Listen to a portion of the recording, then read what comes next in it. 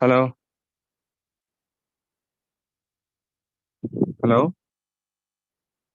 అవునులే.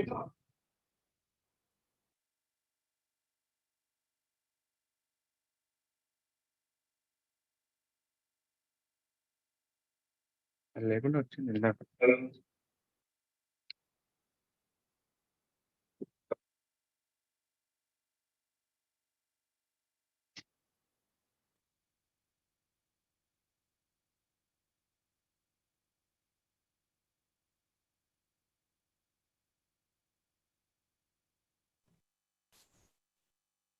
హలో.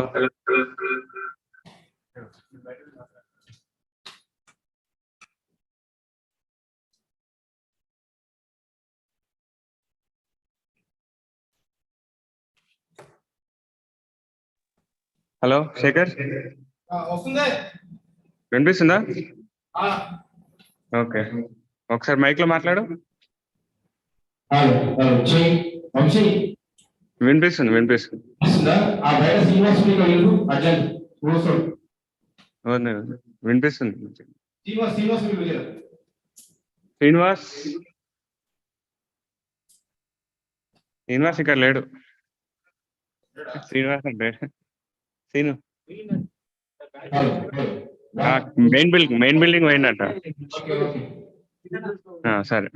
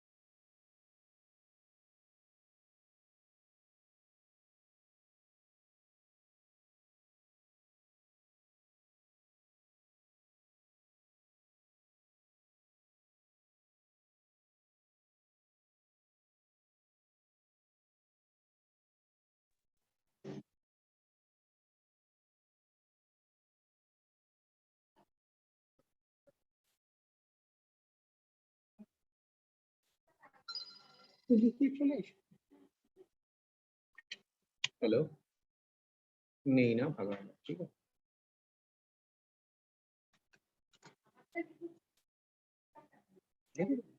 নিচে বলো না ওই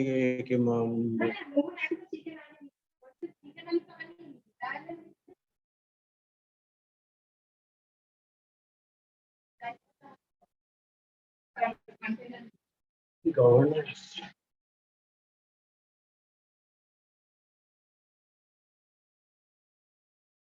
মহিলা গভর্নর, তুমি আবার ডাক্তারও। তামিল সাই সৌন্দর্য রাত।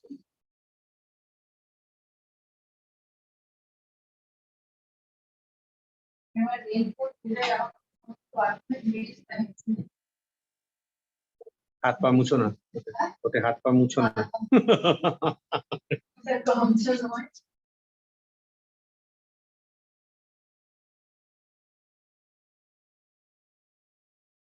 আমি এখন অনেকদিন, মানে বেশিরভাগ খুব নিতান্ত প্রয়োজন না পড়লে না, আমি স্টাফ এটাতেই যাচ্ছি।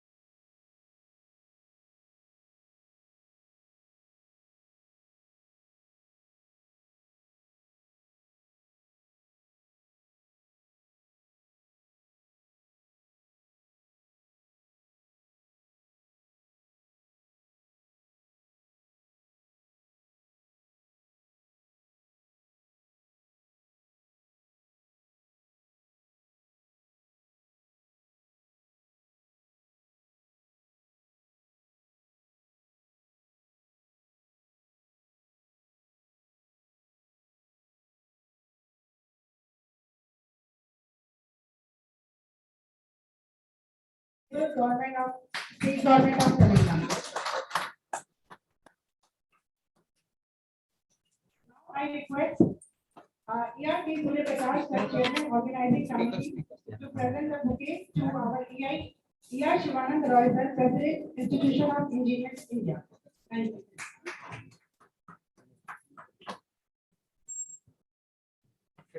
Mixer.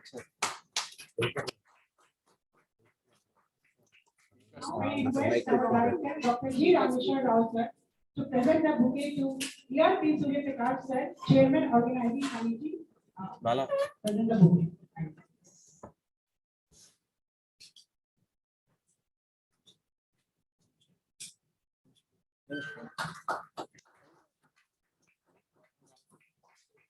Thank you, sir. Thank you so much.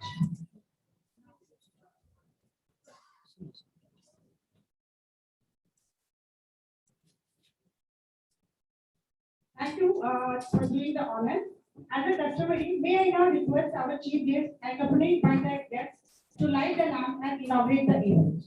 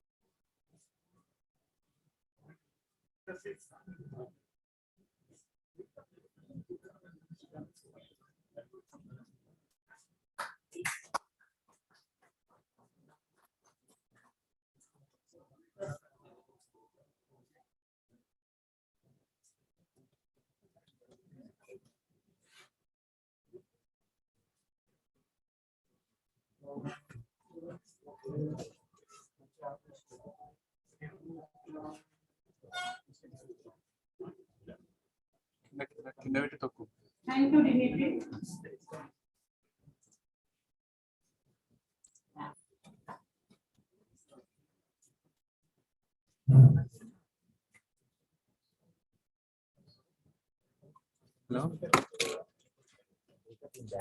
దీనికి పెట్టాను దీనికి పెట్టాను full screen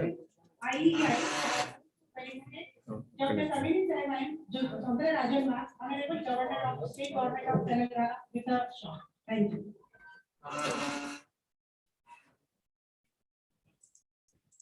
Momento, okay.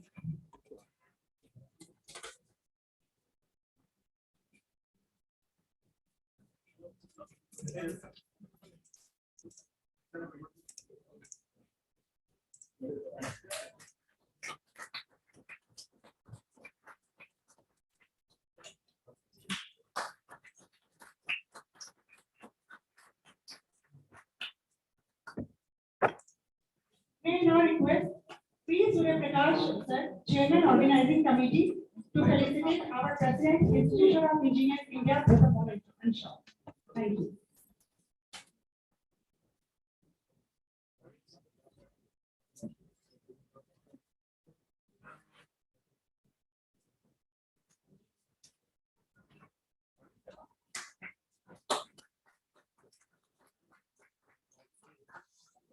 Thank you, sir. Thank you so much.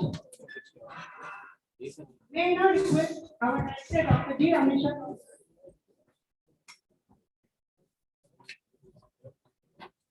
Thank you, sir. Thank you so much. Now, proceeding towards our inauguration addresses, I would like to request our President, Institution of Engineers, India, Shivanand Roy, sir, to deliver the welcome address.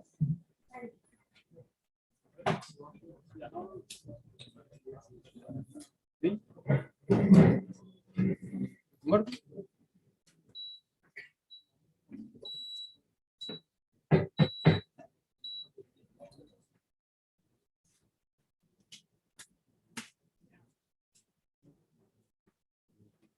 Thank you. Mic sound. Yeah,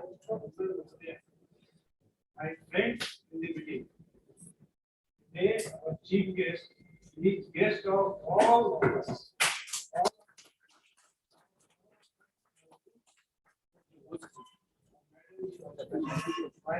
I on behalf of G20 group of engineers, welcome. Play. Telangana, this function. And to begin with, I can say some words about how our protest will give us encouragement. We had, I am from Jharkhand. Jharkhand got 6 times less than about in the span of 15 years of its situation. The key that our governor was, that I was asked, we get so many concerns, I got a message. The last concern I attended with her, was in 2021, and she became president of India. And she has promised us engineering Congress or something like that, I will definitely come. Madam, I wish that next time when you come here, you come with a higher position.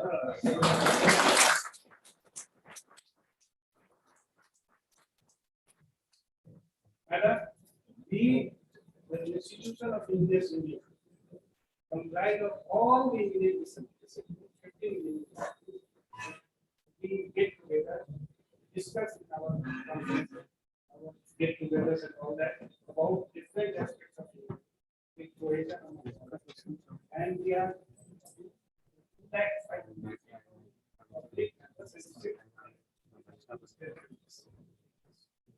but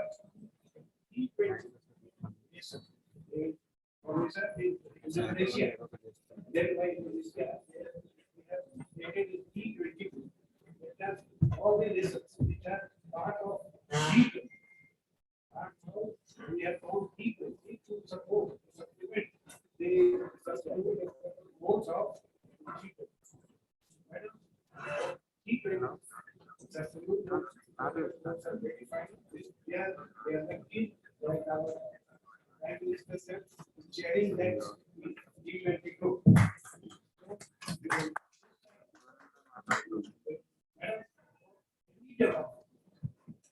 Engineers are required. Engineers are required.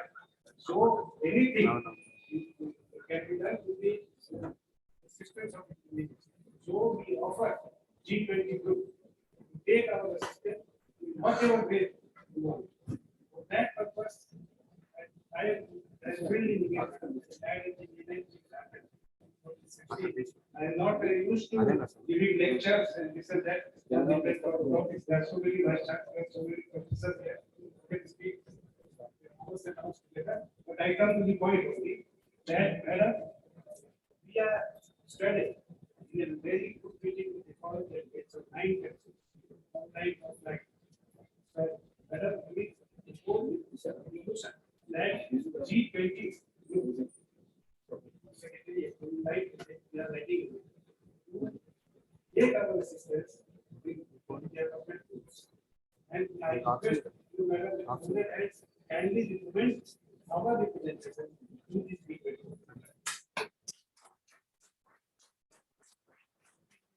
Big favor to the engineers and big favor to the government. Now, madam, and given that many tasks also. So I know we, madam will definitely do something for the development of the engineering fraternity and this. Right now, as a community side, I welcome you all, foreign delegates, online, offline. Media students there,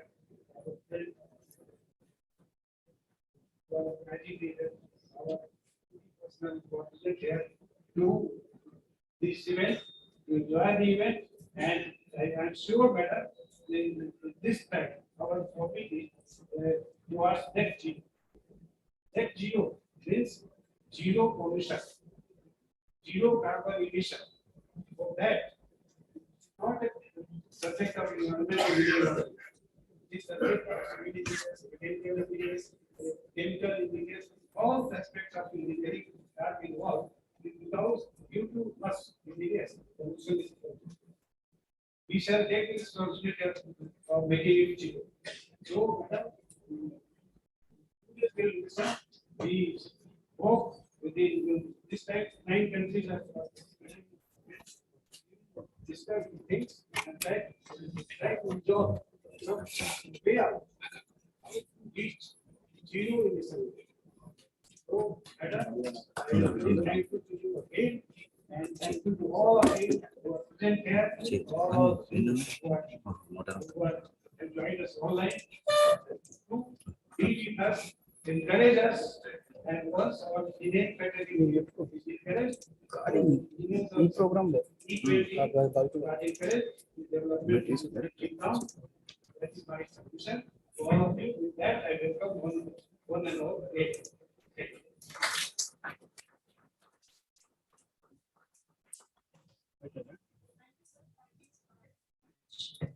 So, thank you for explaining us about the conference event. Now it's time for our today's chief guest, ma'am, to address the gathering. I would like to request Dr. Kamini Sai Rajan, ma'am, Honorable Government, to address the gathering.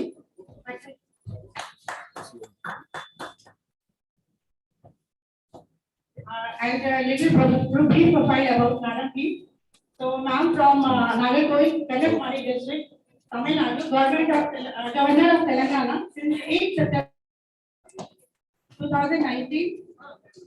And happens to be the first woman to hold this office. I request please Vikas sir.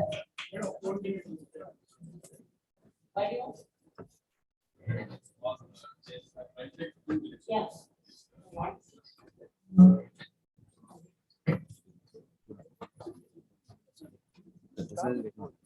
Good morning, you can please the delegates.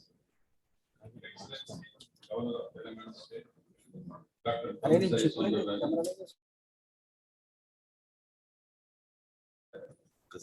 our Vice President, Institution of Engineers India, and my fellow council members, Director, Engineering Staff College of India, respected chairmen of the sessions and speakers and delegates. It's my privilege today to present about the two-day international conference towards net zero in the industrial sector. There are 5 plenary sessions on the themes of strategy for aiming net zero, buildings and smart cities, oil and gas and chemicals, cement and iron steel, and followed by panel discussion on decarbonization of industry sector.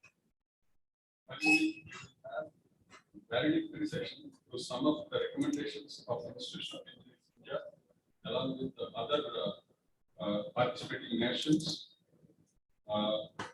in this international conference as part of G20 summit organized yesterday. G20 is a discussion group initiated in 2022 last year by our counterparts in Indonesia, Institution of Engineers Indonesia. 9 countries have participated in the group. Other 11 countries are also joining soon. Australia, Canada, Indonesia, Japan, South Africa, South Korea, United Kingdom, and the United States of America are all the members, along with India. As you are aware, engineering contributes to GDP in all economies more than 60% of the GDP. G20 has already recognized science and technology, but engineering is the bridge between science and technology. S20 is already part of G20 recognized group, and we wish that G20 will also be a formal group. Hence, we request our chief guest to use her Excellency Good Officers to impress on the Secretariat of G20 under India's presidency to recognize most important and essential groups of G20 as formal group. We are all determined to work for net zero and sustainable development goals of UNDP, including housing of 100 million homeless in the world of global population and basic amenities such as water, sanitation, and zero waste management. Renewable energy, sustainable technologies for smart cities, industry, oil and gas, with the help of information and the communication technology. So I thank our president and the organizers for giving me this opportunity. Particularly thank Madam for giving me, because I wanted to lead before you talk. So that's why. Thank you very much. Thank you. Thank you, sir, and sorry for the inconvenience caused. I now brief profile about our honorable governor of the. Sure, ma'am, 5 to 2 minutes. Just one thing I wanted to highlight here, ma'am happens to be the first woman to hold this office. Marketing, public and social service background spanning over 20 years and illustrated political career in last 2 decades. Okay, thank you. A special good morning to each and everyone here. Today is a very auspicious day for us, particularly for our foreign dignitaries. I am telling this Varalakshmi Puja. It is the god of wealth, economy. So it is very important. So I prayed that God and I came here because it is the conference by the engineers. The G20 means is energy 20, I can say, because from the beginning they want to contribute to the word about the environment, and I'm really very happy that you come forward to contribute your service towards the a safe environment as well as to the country, to serve the country and to serve the nation and international countries. Respects to Engineer Shivanand Reddy, President Institution of Sivananda Roy, the President Institution of Engineers, and Engineer P. Surya Prakash, Chairman Organizing Committee, and Engineer Dr. Rameshwar Rao, Director ESCI, and all the other dignitaries who are present here. My respects to you all, very good wishes to you. And I'm really very happy to attend this program. Why am I in a hurry? Because I have to attend another program and I have to go to the airport by 1:30 and I have to reach Puducherry by 2 o'clock because I'm having an additional charge as Lieutenant Governor of Puducherry. So because I have to rush, another program, government program is there. I am rushing you, but sorry for making you just to hurry things. But really, I'm very happy, and I'm standing here. Without the engineers, nothing can happen. Even we have landed in moon, but your contribution, because I accepted what all the support from the engineering field is very important, and even Telangana has contributed more for the mission on moon. So I congratulate, I take this opportunity to congratulate all our space scientists and all the engineers who supported it. And India's announcement that it aims to reach net zero emission by 2070 and to meet 50% of its electricity requirement from renewable energy sources by 2030 is a hugely significant movement for the global fight against the climatic change. India is pioneering a new model of economic development that could avoid the carbon-intensive approach and provide a blueprint for other developing countries. The scale of development in India is notable, stunnable, and laudable. Its economic growth has been one among the highest in the world for the past decade, lifting millions of people out of poverty. That is very important. Because of our Honorable Prime Minister's sustainable efforts and because of policies, even it is evident that that millions of people have been lifted from poverty. And as a proud Indian, after COVID particularly, as a doctor, and we are very happy that we have taken our vaccine, which has been invented within a short period of time. And because of all these policies, and we are moving much forward to lift millions of people out of poverty. Every year, India adds a city that size of a London.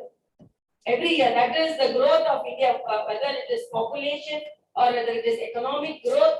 So we have to deal with such a population each and every year. As you said, involve a vast construction of new buildings because we have to accommodate the expanding population and the growth and the factories and transportation networks. Coal and oil has so far served as bedrocks of Indian industrial growth and modernization, giving a rising number of Indian people access to modern energy services. This includes adding new electricity connection for 50 million citizens each year over past decade. Every year, we have to provide 15 electricity for 50 million new connections for the past decade. That is the challenge we face in India.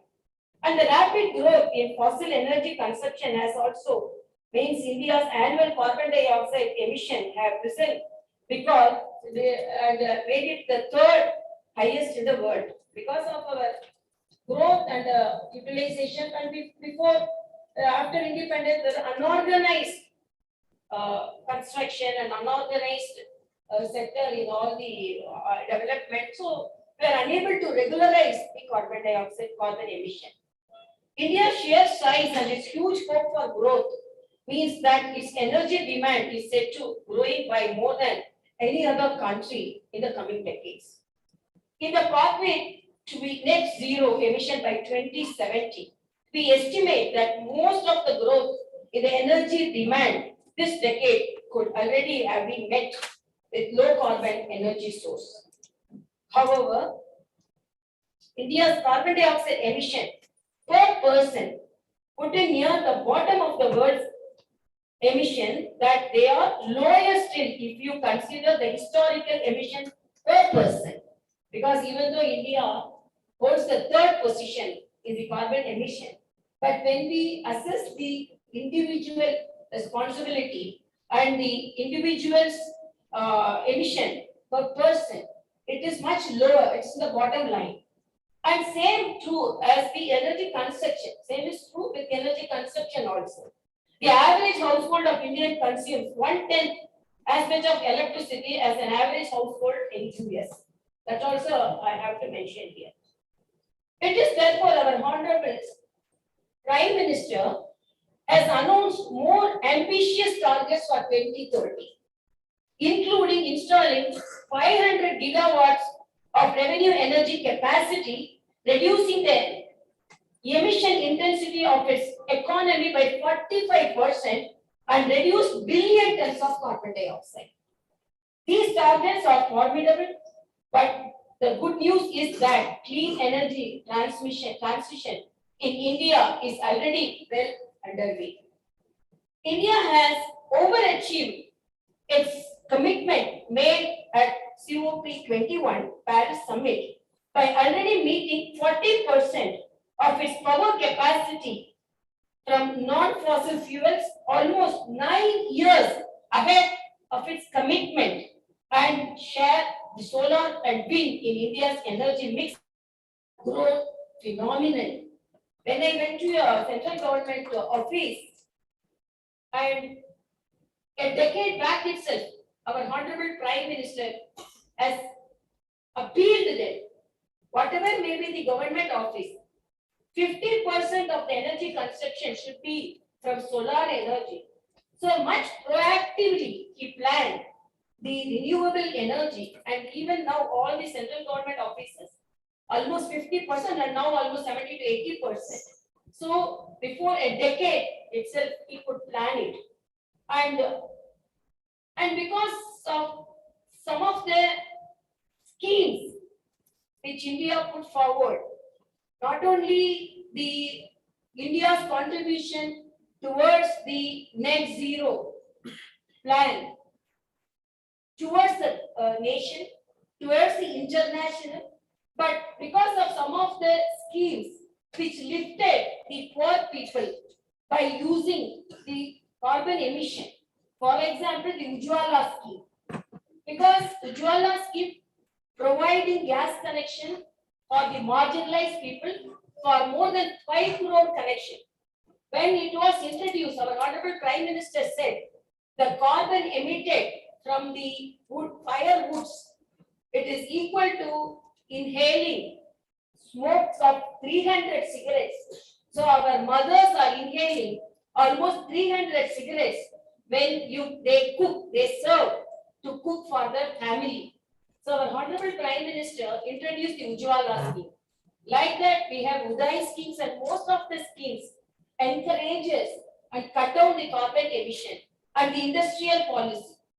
And as a governor, I have to say, and as you said, the engineering sector should be included in the G20, and nothing can be excluded without it. As a doctor, I know now with artificial intelligence and even with all you facilitate our treatment. Most of the treatments are now the engineers are incorporated into the medical field also, whatever may be the field.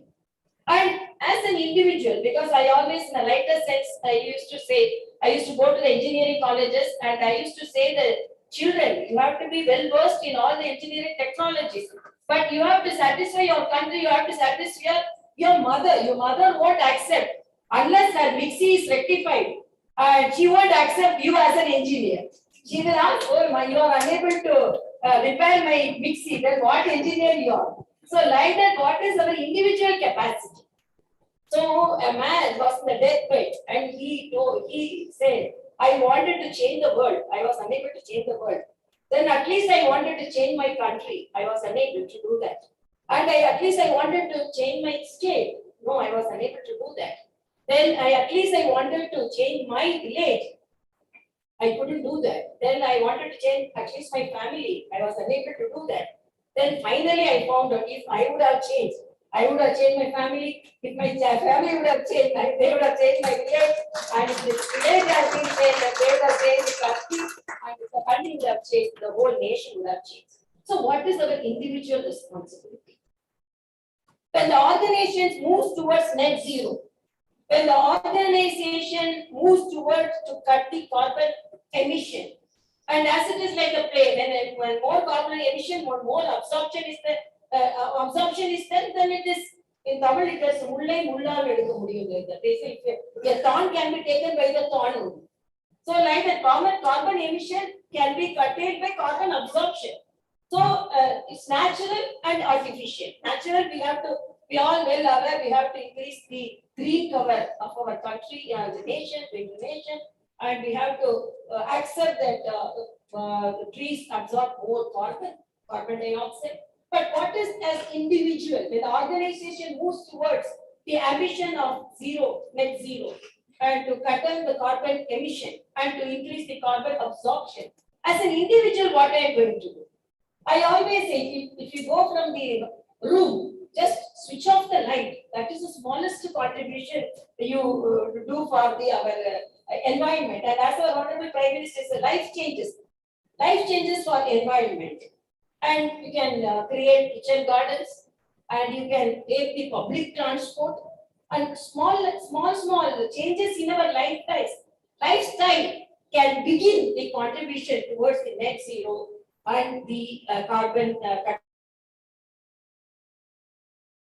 What I am going to do by saving the water, by saving the electricity, by constructing my house in a very safe environment model, and having solar energy in my house, and having the public transport, and having a garden and planting trees. So let the revolution start from our individual.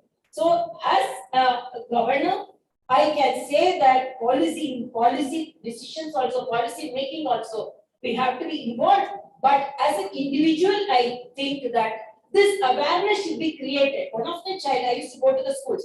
One of the child asked me, why everyone is talking about global warming? Then I told, if you have a fever, what do you do? So that is fever. That is fever of the globe.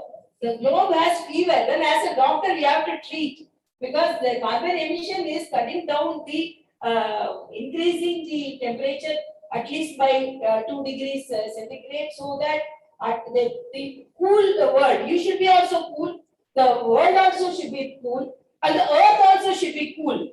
Otherwise, warming, whether it is a body or the global warming, is the globe getting fever. Yes, it is the simplest, as simple as I can explain you. Then it has fever, you cannot proceed with your activities. So the world also, earth also with fever, it cannot proceed with its normal activities. So it will be affect indirectly us also, who are all living in that. So it's as simple as I explained the child. So it's from the childhood, awareness should be created, and I'm really very happy to attend, and I really sincerely accept your, I will convey the recommendation to the authorities where I should. Thank you so much.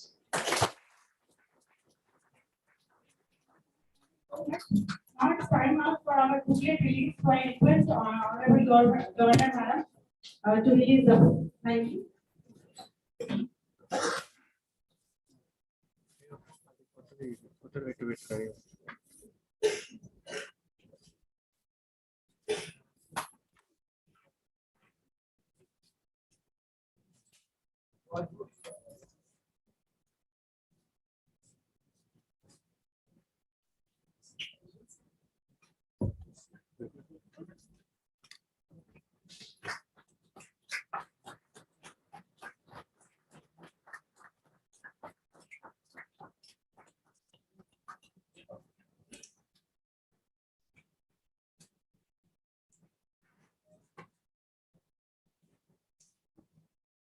I request director to put up.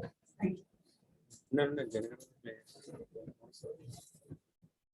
Esteemed Governor of State of Telangana, Srimati Dr. Tamilsayi Soundararajan, distinguished guests, chief guest of this inaugural session, respected our President, Engineer Shivanand Rai, President of IEA, distinguished guests, and all foreign delegates, past President, past chairmen, and budding Indians, and also our Surya Prakash chairman, and also our organizing committee, all members are here, and all foreign delegates, once again, good morning to all of you. I warm and respectful good morning to you, and with this immense privilege and delight that extend my heartful to conclude this inaugural event, the inauguration of G20 Summit and International Conference on achieving net zero in the industrial sector within the G20. So we are highly honored the gracious of presence of our Srimati Dr. Tamilsayi Soundararajan, the Governor of Telangana. We express our heartfelt thanks to Madam for gracing this event as chief guest. In spite of your busy schedule, your insights and suggestions are valuable, and we are also committed to implement the wisdom you have shared with us, Madam. Definitely we committed, sir. And also, I am very thankful to our President Shivanand Rai Garu for providing us with the opportunity to host this event with our premises. Your guidance and encouragement have to always be valuable, sir. Definitely we take always your support. And also special mention gratitude goes to the international delegates who have judged for to contribute this conference. Your experience and insights are highly appreciated, and we are eagerly anticipated to active involvement in the upcoming technical session today and tomorrow. I conclude, I want to express my heartfelt appreciation to the Engineer Surya Prakash, Chairman of Organizing Committee, and Dr. Satyanarayana, and also ISN Raju, Shamprasad Reddy, all of the committee members. Our supporting to the organizations of that is IEA and also HMWS, NCC, APT, and also support the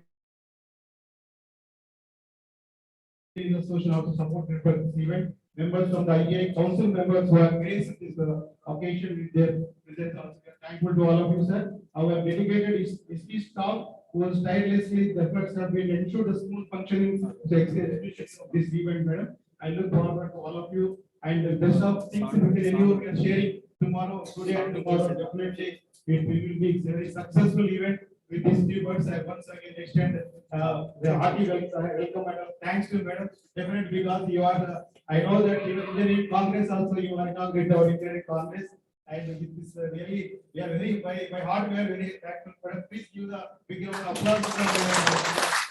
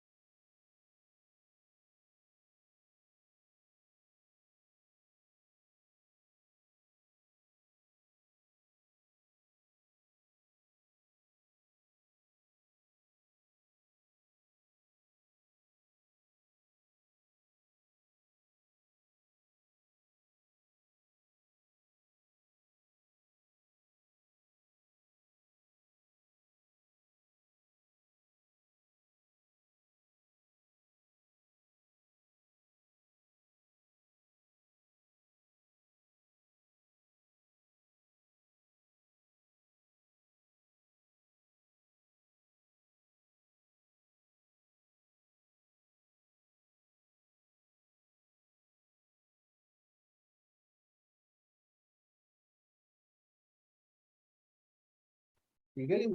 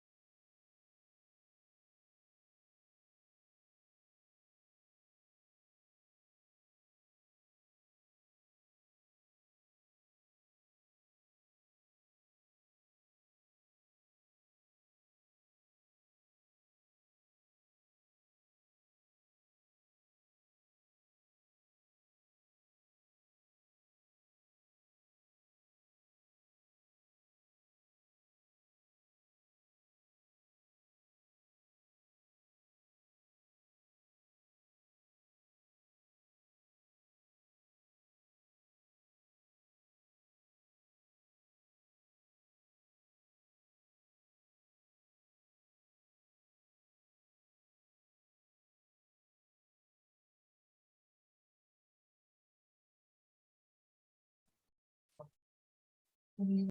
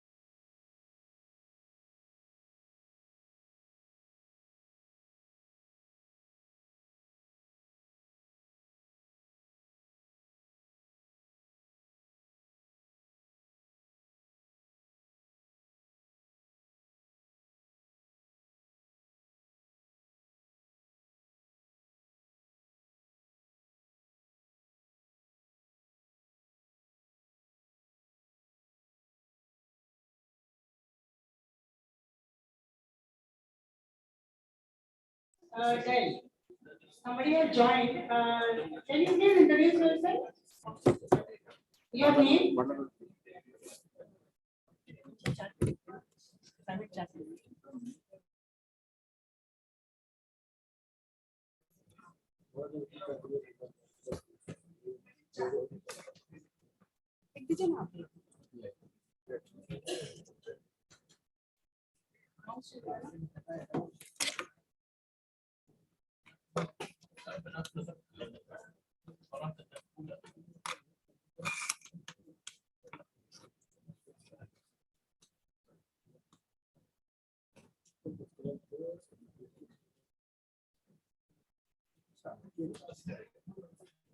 India.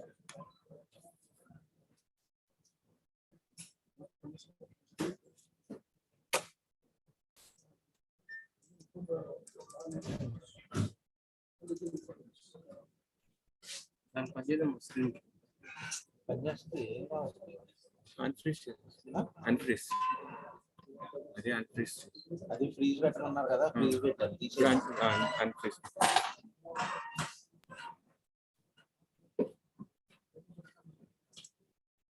Type.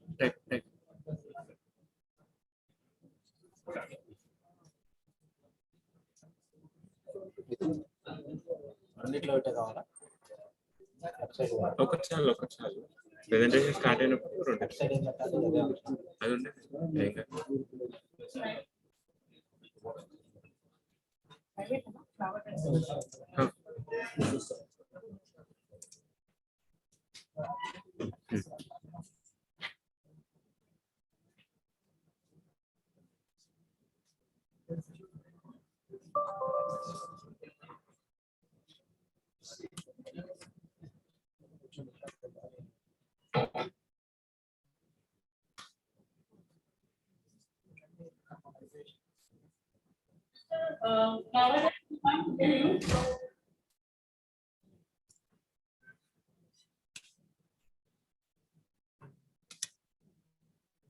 चलेगा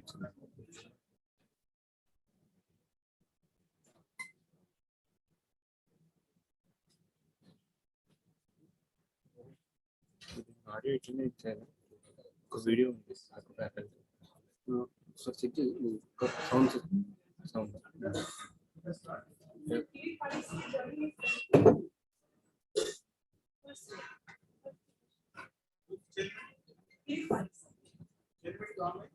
yeah, online. 5 minutes. With all the speakers for the speakers, want to Okay. all be there. First speaker, second revolution. All the time. So once again, very good morning to all of you, and on behalf of Staff College of India, once again welcome to all the invitees, dignitaries, and guests. Now we will start our technical session. So for first session, the preliminary session 1, strategy for attaining net zero. For that, our chairman is Professor Kirit Parikh sir, former member Planning Commission. He will be joining online in 5 to 10 minutes. And our co-chairman, Dr. I. Satyanarayan Raju sir, council member IEI. I request him to come on the dais, please, and a brief profile about our Dr. I. Raju sir. Civil engineer, postgraduate in structural engineering, PhD from G20 Hyderabad. He served in government of Andhra Pradesh for more than 35 years in various capacities and retired as a state level chief engineer of Central Design Organization in 2011. Sir also served as director AP Engineering Research Laboratory, state level best irrigation engineer awardee, best state level nodal officer of state welfare scheme, presented over 40 technical papers in IEI seminars, workshops, and different other forums. Served as IEI chairman of AP State Center and Telangana State Center and National Council member of IEI, and presently re-elected for second term to National Council of Institution of Engineers India. Technical consultant to NABARD, RIDF, and other infra projects in Andhra Pradesh and Telangana states. So thank you, sir, for joining us. For this session, our speaker, Shri Rajnath Ram sir, advisor Niti Aayog. I request him to join us on the dais, please. Sir, petroleum engineering from IIT from Dhanbad. अरे अशोक है MBA Faculty of Management photographer ले Studies, रहा photographer Delhi University. Presently, sir is advisor, energy, operate natural resources and environment in NITI Aayog, looking after program and policies with respect to power, renewable, coal, oil and gas, and atomic power, environment and forest. Sir is leading the initiatives on India Climate and Energy Modeling Forum, GIS mapping and energy data management in NITI Aayog. Sir is representing various committees of interdepartmental on energy. Sir has been director on the board of NPCIL from 25th August 2021. So thank you so much, sir, for joining us today. Shri Rahul Tungia, sir. Okay, sir has not joined. Our next speaker is Dr. PG Shastri, sir, Director Re-Sustainability Limited and Gandhi Infrastructure Limited. I request Dr. PG Shastri, sir, to join us on the dais, please.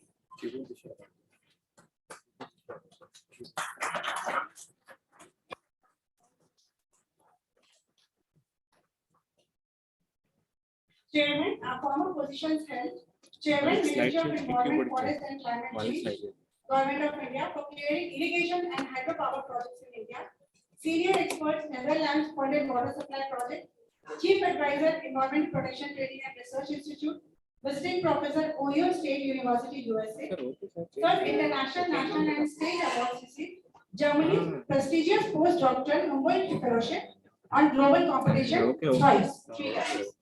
Professor par excellence title conferred by the Chief Minister of AP. Padma Bhushan Dr. K. Rao Special Award by Government of AP. Paul Paryavaran Pravina title conferred by the CM of AP. Bharat Ratna Sir M. Vishwasariya Special Award. Sir Arthur Cotton Award by Jamnalia Charitable Trust. Engineering Education Lifetime Achievement Award by ISTE. Lifetime Achievement Award by Indian Society for Hydraulics. Seva Ratna Award by International Writers. And published more than 89 research papers in national and international journals. So this is our chairman and chairman sir. As soon as the chairman sir joined, that time I can introduce him and we can welcome also. So we'll start in the meeting our session. Yeah. So we'll start our session in the meeting. So first, I would like to invite Rajnath Ram sir for addressing the gathering. Thank you, sir.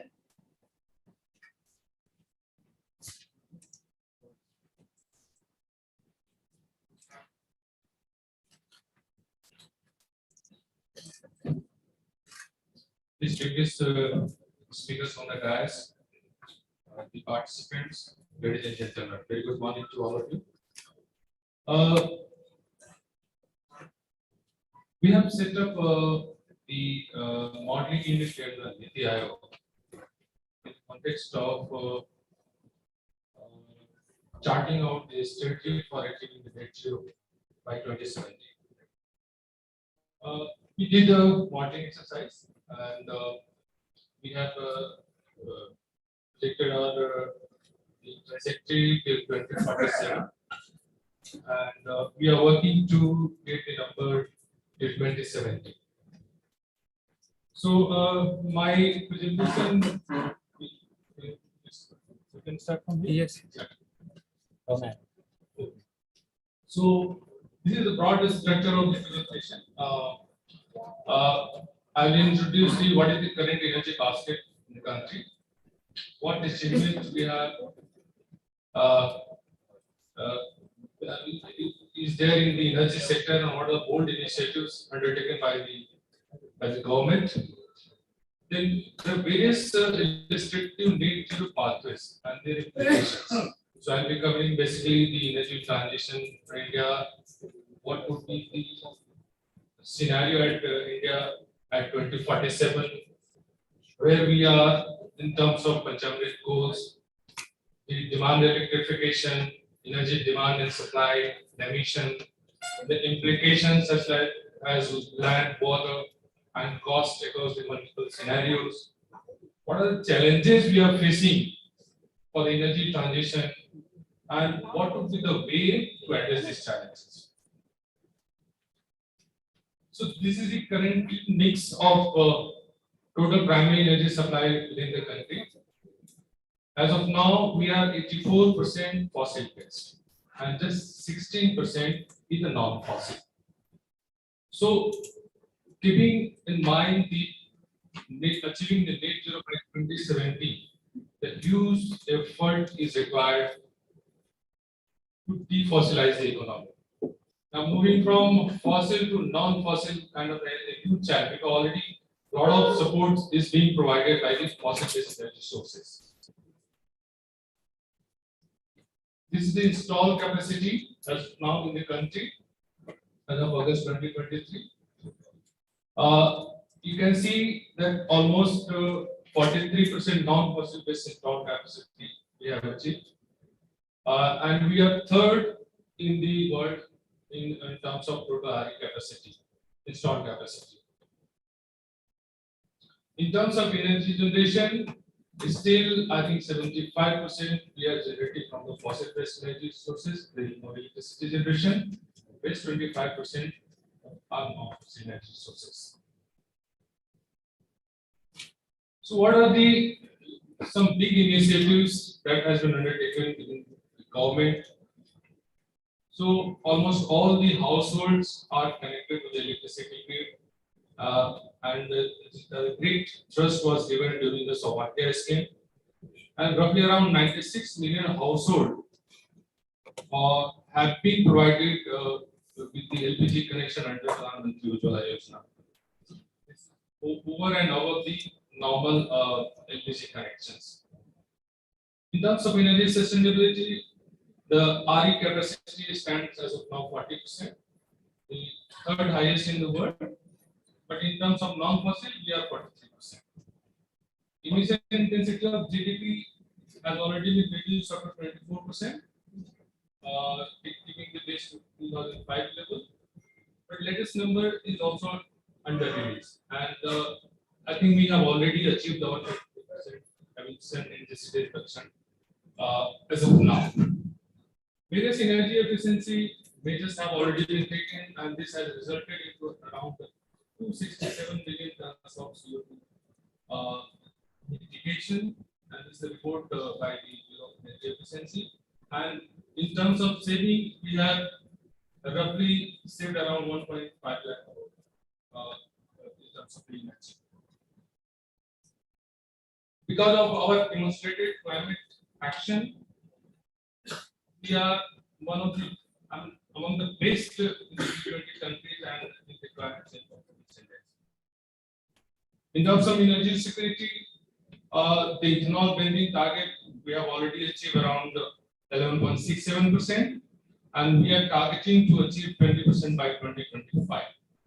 The green hydrogen mission has been announced with the target of producing around 5 million tons of green hydrogen by 2030.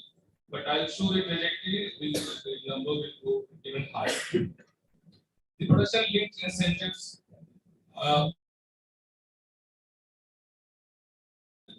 and that will really make India's case strong, particularly India in the renewable sector, the solar cell and the PV modules. The capacity roughly it would be reaching around 90 gigawatt of capacity in the country in the next few years. So, as of now, we are importing a lot of solar cells and the modules, but after having the domestic manufacturing capacity, roughly around 50 gigawatt, will be exported. This is the scenario we see at 2047. Our total energy demand is expected to increase by almost 2 or 2.5 times. The energy demand, similarly in the industry, particularly industry sector, will increase around 2.5 to 3 times. The total energy emission expected to plateau between the 2041 to 47, because we have to follow the net trajectory route. And after 47, we anticipate the decline in the emission percentage. The installed capacity will be increasing almost 5 times, the share of electricity in the energy demand, which is currently around 18%, is likely to go up to 30% by 47. Industry share in energy emission with the lot of energy efficiency measures and the technology interventions, the reduction is proposed roughly around 29% under the PAU to the Netzero scenario. What are the different levers for the energy transition in India? The demand electrification is the one. As of now, we are just 18% our total demand is electrified. This others are the processes where you directly need the energy for as a feedstock. Decarbonization of the power sector. Already we have achieved 43.6% today. Increased penetration of clean fuels. Increased use of fuels such as ethanol, green hydrogen, biofuels. This will also make sense and reduce the import dependence. Increased application of energy efficient appliances. So the reports already stated that annual energy savings roughly around 42 million ton of oil blend in 2021. Increased application of circular economy. Niti Aayog has finalized almost 10 sectors to be taken for the circular economy. And the action plan is finalized and the respective ministers are going to act upon that. The carbon credit and trading the Energy Conservation Act has been amended and now he has been given power to come out with the emission trading scheme. And they have formed the National Steering Committee. I'm also a part of that committee. So we are in the process of finalizing the guidelines. What would be the trading mechanism? Which are the sectors needs to be covered in the first instance to go. Where are we and what would be the likely scenario in 2030? And what are the commitment that we have made under the during the Panchamrit goals during COP26? So this is 50% installed capacity of non-fossil fuel by 2030 is the target, but under net zero scenario we will be achieving around 64%.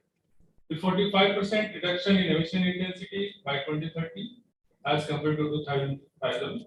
Already I think 33% we have achieved, but will be very soon achieving the 45% target also during the committee time. The 5 million ton of green hydrogen, we should target at least 5 million tons for the few years. But in the long term, it will create an ecosystem of roughly around 20 to 25 million ton of green hydrogen. Net zero by 2070 total GHG emissions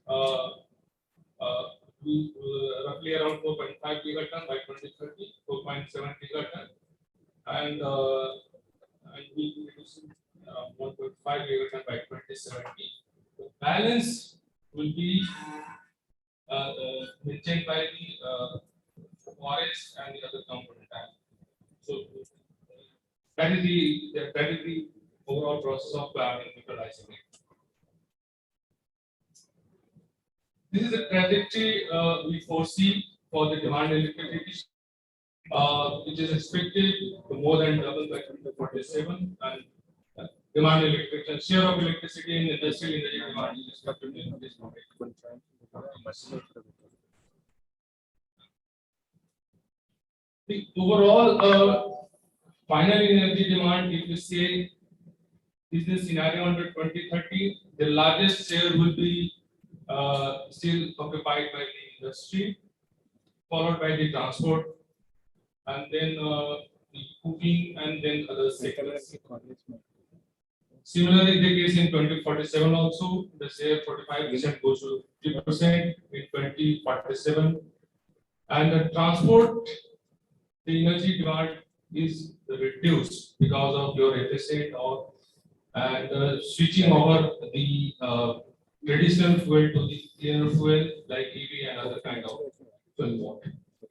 building, the energy demand goes up. It's almost doubling from 2030 to 2047. The share, in terms of share. Sector-wise, if electricity demand is considered under the net zero scenario, this is the scenario almost 37 to 38% falls under the category of industry. Residential, this next one, almost 25 to 26%. Then followed by the other sectors, the commercial, agriculture, and miscellaneous. Miscellaneous includes some of the services sectors and the refinery particularly. So this is a mix of the energy in 2047. Industry still would be the largest one. In terms of primary energy mix, the coal share in 2030, which is currently around 50%, will come down to 46%. The other shares, the oil will attain around 27%, natural gas around 8%, and the non-fossil around 19%.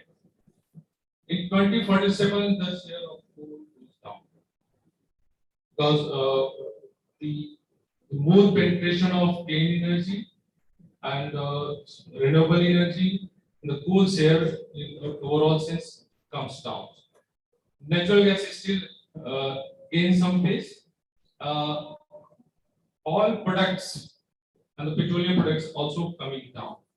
The non-fossil share is increasing drastically. With the electricity requirement for the hydrogen demand, we see that the grid level round the clock power, that would be a major role for the green hydrogen production. The standalone wind and the solar will also contribute for green hydrogen production. This is a net zero trajectory for 2070. We are plateauing during the year 2041 to 47. This is the period where we are plateauing, and then we will be declining our emission trajectory. This is a comparison under the net zero and then BAU. If you follow the BAU, the emission trajectory goes up. Similarly, this is a derived number for the per capita emission. The emission intensity to GDP. This would be a kind of the investment requirement and the implication. This is basically implication on the cost, land, and the water. The storage requirement in the business as usual scenario is roughly ranging around 1200 to 1500 gigawatt hour. So under the net zero scenario, this increases to 1600 to almost 900 gigawatt hour. But the cost increases under net zero scenario. Your land also increases, but somewhere you would be saving on the part of the water because you are becoming efficient. So, what are the challenges pertaining to the energy transition? First is definitely the investment requirement. The various studies have indicated that US dollar 10 to 18 trillion will be required on an annual basis till 2070, and this is roughly greater than the 7% of our GDP. But in comparison to this, the current investment rate is just less than 1% of GDP per annum. So, leaving a significant financing gap. So, this gap may lead to some of the issues like mobilizing domestic savings. Suppose the domestic saving we are deploying it for the energy transition agenda, then you will end up some kind of other issues like the fiscal deficit. It would be very difficult to maintain, and if mobilizing the foreign capital may also lead to higher current account deficit. So these are the challenges before us. Fossil revenues. If you are defossilizing your economy, coal, oil, and gas together accounts almost 19% of our total revenue, except for the central government. So we have to really see what would be the trade-off and what is the check and balance mechanism for that. High cost of finance for the private institutions, because all the renewable led growth has been driven by the private sector. If the private capital is not made accessible to them, it would be really difficult for energy transition. And so private institutions borrow at very high cost due to lower credit profile, because the country's the rating is also it will be minus, so that also leads to a higher cost of capital for the private players. So, what are the the priority we need to focus for the sector? Enhance outlay for the low cost finance from the multilateral development banks to the developing economies should be one of the priorities for the negotiation, and any bilateral format, this needs to be a priority agenda. Mobilizing of innovative private finance capital through mix of concessional, non-concessional loans, equity, guarantees, dedicated trust funds, or blended finance. Reform in the sovereign credit system. I think India currently the fifth largest economy, going to be third in 27, 28, and going to be the second by 2047. So we need to see that how the reform takes place, particularly in the credit rating system, so that we have a good amount of access of capital for taking the energy sector project. Technologies gaps. CCUS, green hydrogen, high efficiency solar cells, advanced chemistry cell, and small. And we have piloted this one, and small modular reactor being a clean energy sources can play a major role. Many of these technologies are under development and need technology transfer and collaboration and the finance. Collaborative partnership, emergence of new collaborative arrangements such as climate club and security partnership should be sensitive to the needs of emerging economy. Rule-based architecture is also required because we need because we have to trade also across the border. So how to harmonize their standards and all these things. Thank you very much, and I would just like to play this 3-minute video we have developed for the net zero pathways, and this is a detailed modeling exercise done by the Netzero. Video, please.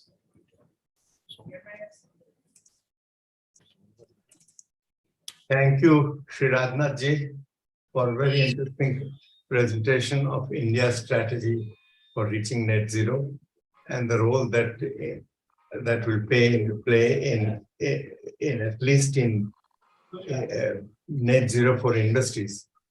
I think I'm sorry for being late because I was just stuck in a traffic jam, which took me at least tied me up for 15 minutes. Now, maybe I request the next presentation. I will give my concluding remark at the end. So maybe we should begin with the next presentation. I don't know who is supposed to be next, Rahul or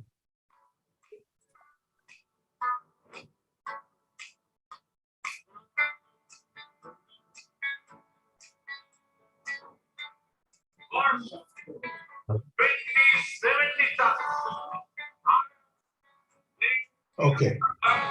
Okay. Yeah.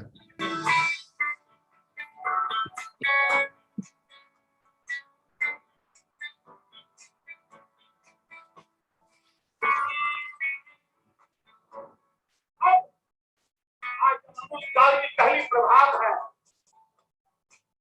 हमने इस साल एक सिद्ध भारत बना के रखा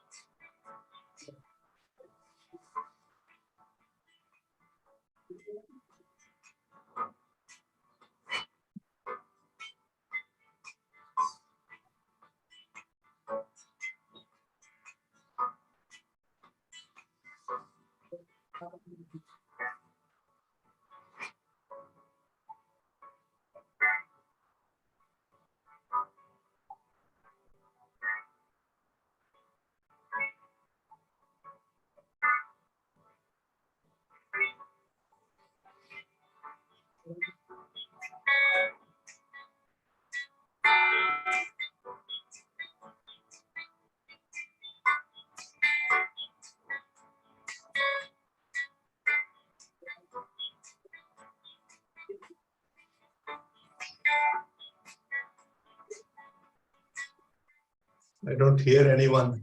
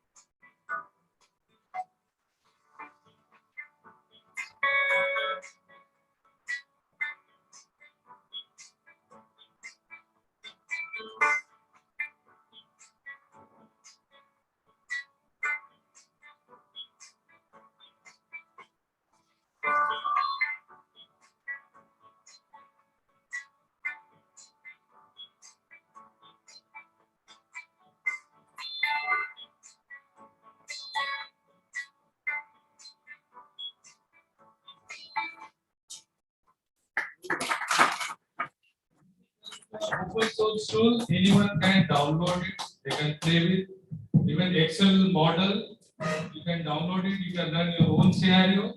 This is available freely on the website. Thank you, Radha. The wonderful presentation you have given about the strategy of attaining net zero. Being advisor of Netzero, I think our facts and figures are most authenticated. And we volunteered that anybody can use the statistics. I think our engineering staff college also, India also have this presentation as authenticated one. So excellent. I think nothing is left. So we have covered about the present scenario. What are the new pathways for the net zero and also the energy transition in India. And 2047 is very important for India for the sake of our cost. By the time India will be completing 100th year of independence.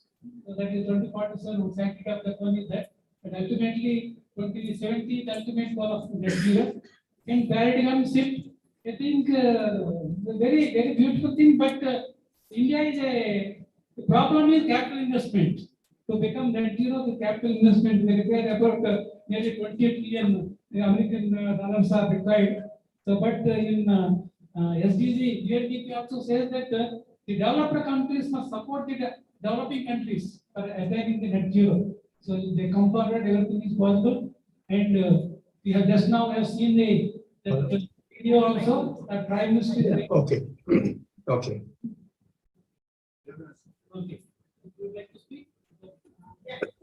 Please. Our chairman, sir, of this technical session, Professor Kirit Parikh, sir, former member Planning Commission, sir, has joined. So I would like to welcome him first and thank you, sir, for joining this session online. Please make it. So thank you so much for this. Before sir speaks, sir, I would like to give brief profile about you. Former member Planning Commission, Government of India Chairman, Integrated Research and Action for Development, Irate, New Delhi.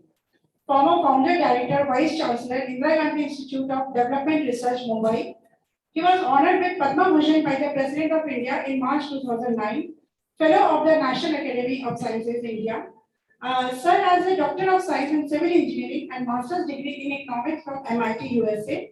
And Sir has been a Professor of Economics since 1967. Sir was also Chairman of the Integrated Energy Policy Committee, Planning Commission, Economic Advisory Council of the Prime Minister of India, Atal Bihari Vajpayee, P.V. Narasimha Rao sir, Sri Chandrasekhar sir, Mr. V.P. Singh sir, and Sri Rajiv Gandhi. In the past, sir had also been a member of the National Committee for Environmental Planning and Coordination, the National Committee on Science and Technology, and the Fuel Policy Committee. So thank you so much, sir. Now I request Kirit Parikh sir to say a few words. Thank you. Thank you very much. I'm really honored to be invited here. I regret that I could not come to Hyderabad. There was some last minute problem here. And I'm delighted. I listened to Sri Rajnath Singh. He has given Rajnath Ram has given a very clear and precise understanding of how India is planning to do. I think we have to recognize that to get net zero, major sources of greenhouse gases are power, industry, transport, and agriculture.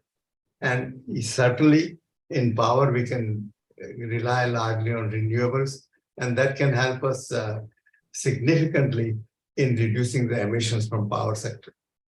In transport, we are following electric vehicles, and that is certainly a very effective way of substituting petrol and diesel in the transport. However, for very heavy trucks, we will have to have some alternatives because electric vehicles may not provide the necessary range and the capacity to carry it.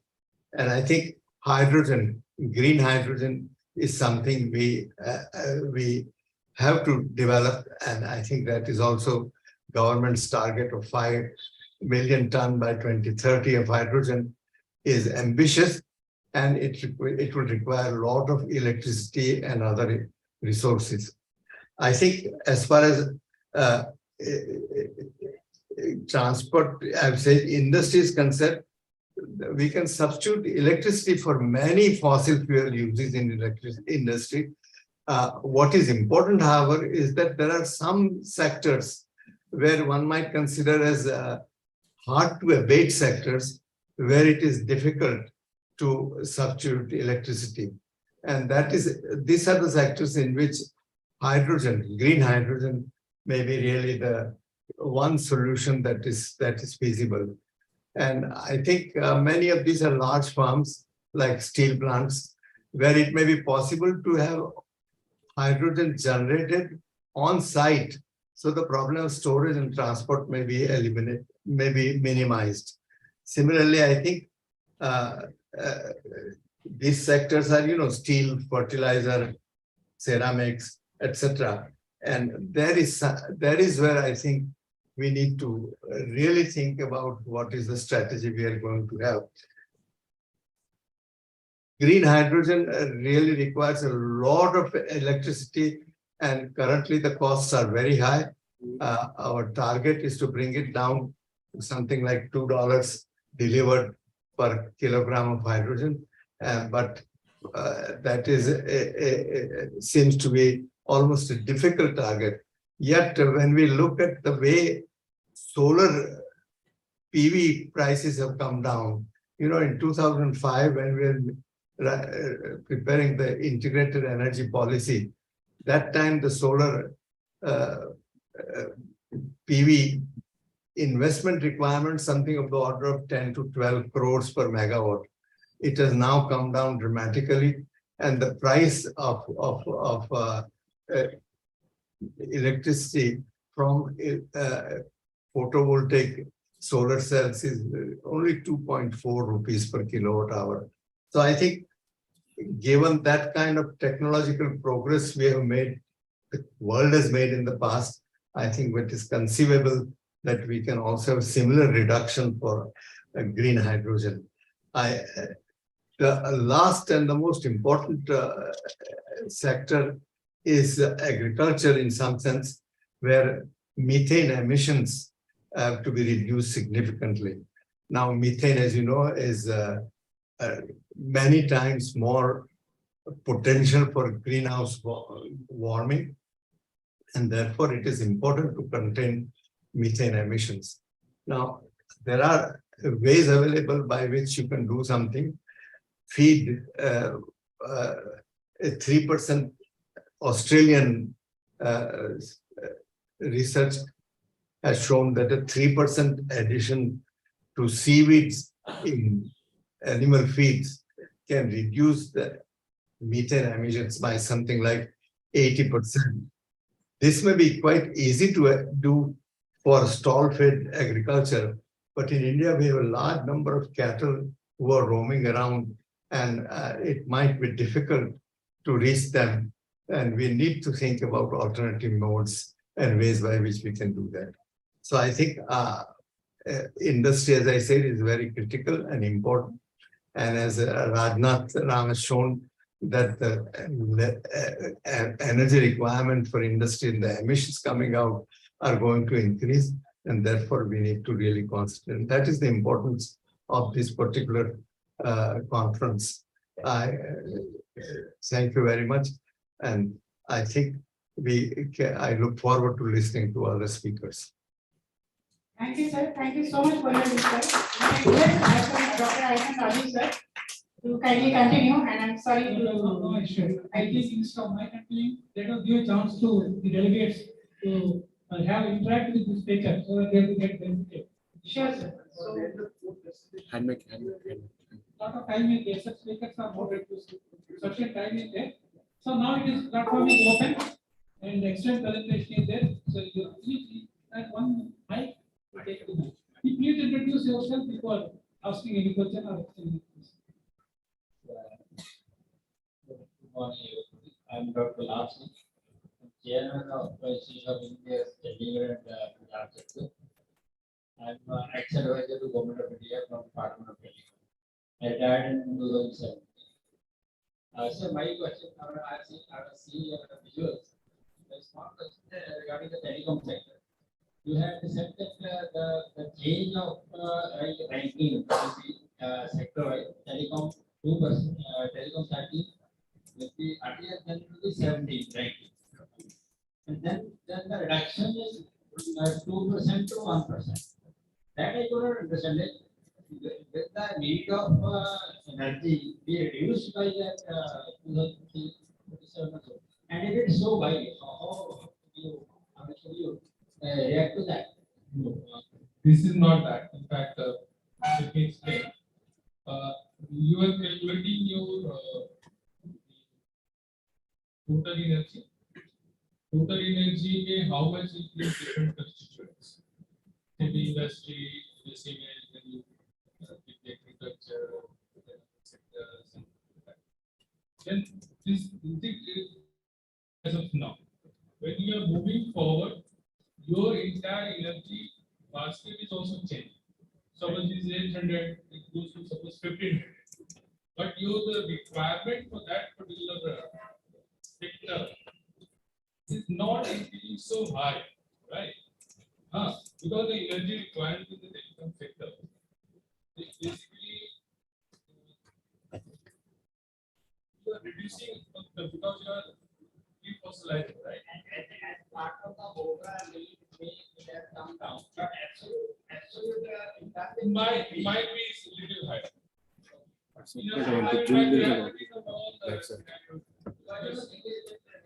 Now 5G and 6G, mobile technology that is coming, and we are going to have many towers, all towers, there are many of them. So definitely energy requirement as such will increase. And I was wondering how does it come down from 2% to 1%? That was the But your overall composition is also changing. It's not coming significantly, but your fuel requirement as of now is maybe largely thinking of diesel. Diesel is a huge energy intensive, right? And if you are shifting from diesel to some other source of energy like gas-based generator or maybe the solar-based or the RE-based solution, battery-based solution, you are the energy requirement different. You are becoming more efficient. So your requirement comes up. Good morning, everyone. My name is Surya Jiriguta. I'm the British Chamber of Commerce Energy Convener. Fantastic presentation by Rajnath. 2047 strategy to achieve the net zero target. My question is on the energy mix, right? Already 70% is fossil fuel-based and the rest of all renewable energy.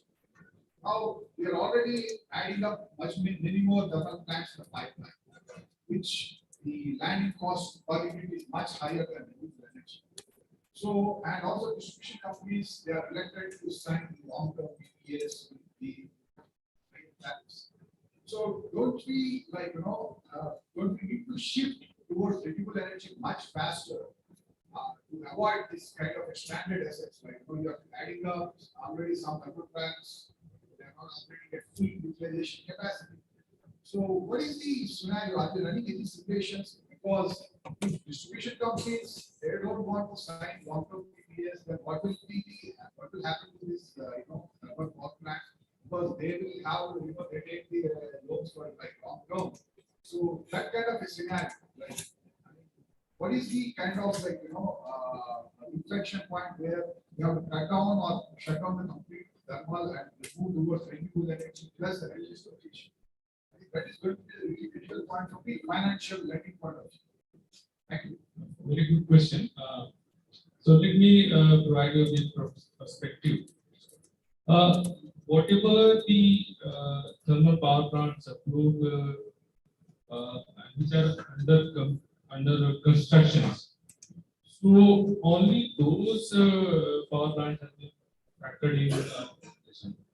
So that is roughly in the pipeline around 25 to 26 gigawatt kind of thing. The second question I would like to highlight here is, country has 422 gigawatt capacity in the country as of now. But even your peak demand, which is this year it has touched up to 131 gigawatts. 231, right? Yeah, 231 gigawatts or something like that. Even half of that, we are not able to meet our peak demand. So, I mean, there is some problem either in the renewable energy sources, although the installed capacity looks very high, but how much energy we are getting out of it? That's number one. This seasonal and then its variability, those are the issues also to that. Unless we have the storage capacity in the country, we cannot have a full utilization of our power. Because whatever the daytime or your level seasons, 7-8 hours, that much of energy will. But if any additional energy generated out of it, are we utilizing it? No, because we don't have the storage system. The storage system is costly, number one, because the RE power we are, we mentioned around 2.5 rupees per unit, but this is not the rounded clock power, right? It's power for just 1/3 of our requirement. So even with the peak demand of 230 gigawatt, having the capacity for country, we are not able to meet our need. Still find some issues there because we have to again remain dependent on the fossil based energy sources. So this is the one gap that the storage system, we have to quickly build up the storage system to catalyze the capacity. And we have also planned for retiring some of these subcritical products. Is already in the pipeline. It is being done because we don't know it has to run from the base load power. Sometimes if suppose your demand suddenly jumps and so what are the alternate sources to meet that demand? So this is the scenario. But in the overall, in my presentation, you might have seen that the coal dependency is coming down. 52 coming 46 in 2030 and drastically 28% by 47.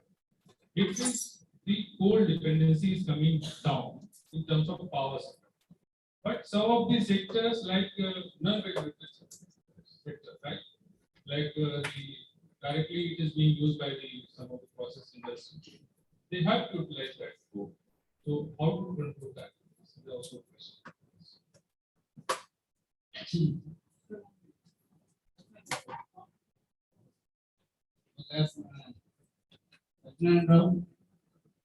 One to all.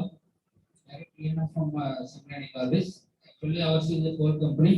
We are diversified into the 2016 the power sector, the power sector, we are already 1,200 megawatts having. In 2018, my diversified the solar also. 224 megawatts already commissioned. And then 300 megawatt in pipeline. Actually, my question also exactly explained. Because whatever the power is produced for the fossil sector, then the continuous power or the back power. And what are the power produced renewable sector? That's mainly on solar sector. It's a very limited power. And compared to PLFs also, that will be around 80 to 90%. And this CEF is only solar sector, the government of India norms is 20%. This year it has been increased to 21%. It means only 1/5 only we are getting on that one. And that also, if you don't have demand at the particular type of production, ultimately it has to be stored and used. That is the main drawback in this one. And it will have, when the grid harmonics also, it will be having some impact. So that also now is being addressed by separately forming the green and red from the power grid. So definitely the presentation, this storage system, now government of India, as we understand, it's mainly sitting in the pumped storage. And the battery energy is being so costly, mainly focusing on pumping storage. The Andhra Pradesh government has going in a big more than 500 megawatt for yesterday, that is signed with the National Hydro Power Corporation. So my question is this two only. So this grid effect, how it can be neutralized? Because the grid also earlier the frequency gap is very high. Now it is narrowed down to, it was up to 2% is allowed. Now it is 0.5 only, I think. And that this battery storage system, what is the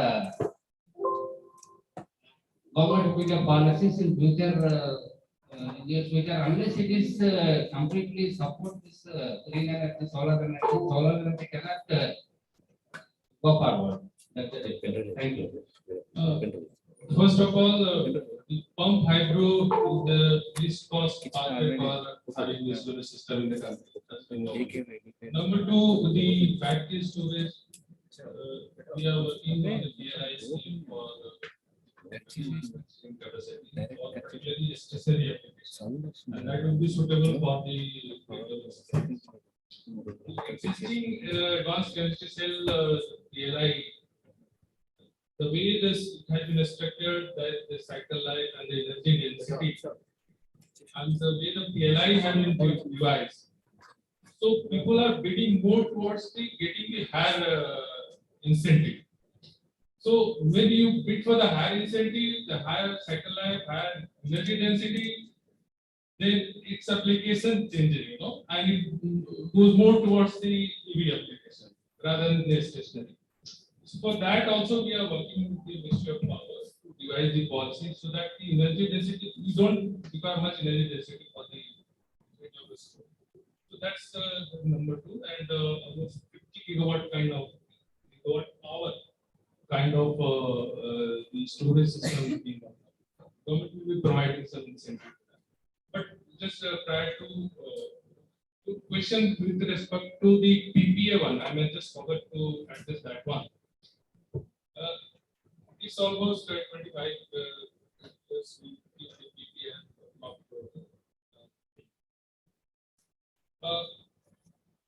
But again, the investment, we have to think something like bringing down the tenure of investment and PPA regime to at least 15 years, so that after 15 years, if some project come out of the contract regime, they can sell to anybody, and it can sell even into the exchange also.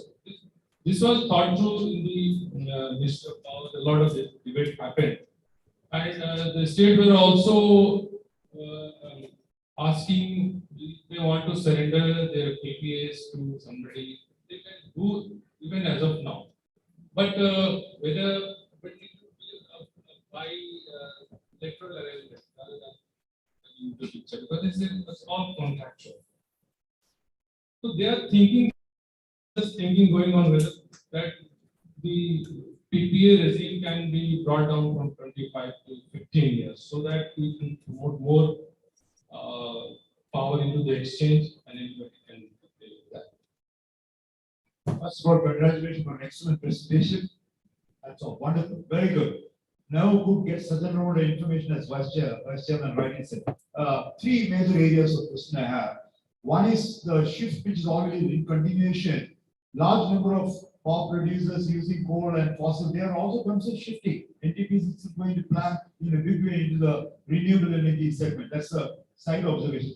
Everybody has created a JV subsidiary. Yes, they're already doing that. But my questions are three. Number one, when you have the electric vehicle coming, because especially on the transportation, we are getting substantial reduction because EV is going to. But EV, I'm given to understand based on the latest practical information of US, where they have gone in the electric vehicle in a very large way. The demand because of charging points that you put for electric vehicle charging has increased from the grid load from present level to 15% more, because unless that particular power for the electric vehicle charging is also coming from the renewable. We have still not come to that. The AC/DC conversion, the issue comes. So therefore, that's one area which I thought will indicate when you move into something positive on EV to get on from the diesel and petrol from the other vehicle, you have a problem of additional energy demand coming on the electric load, which has to be from the renewable. But at present, we are thinking of charging points at various commercial, residential, and other related ones. So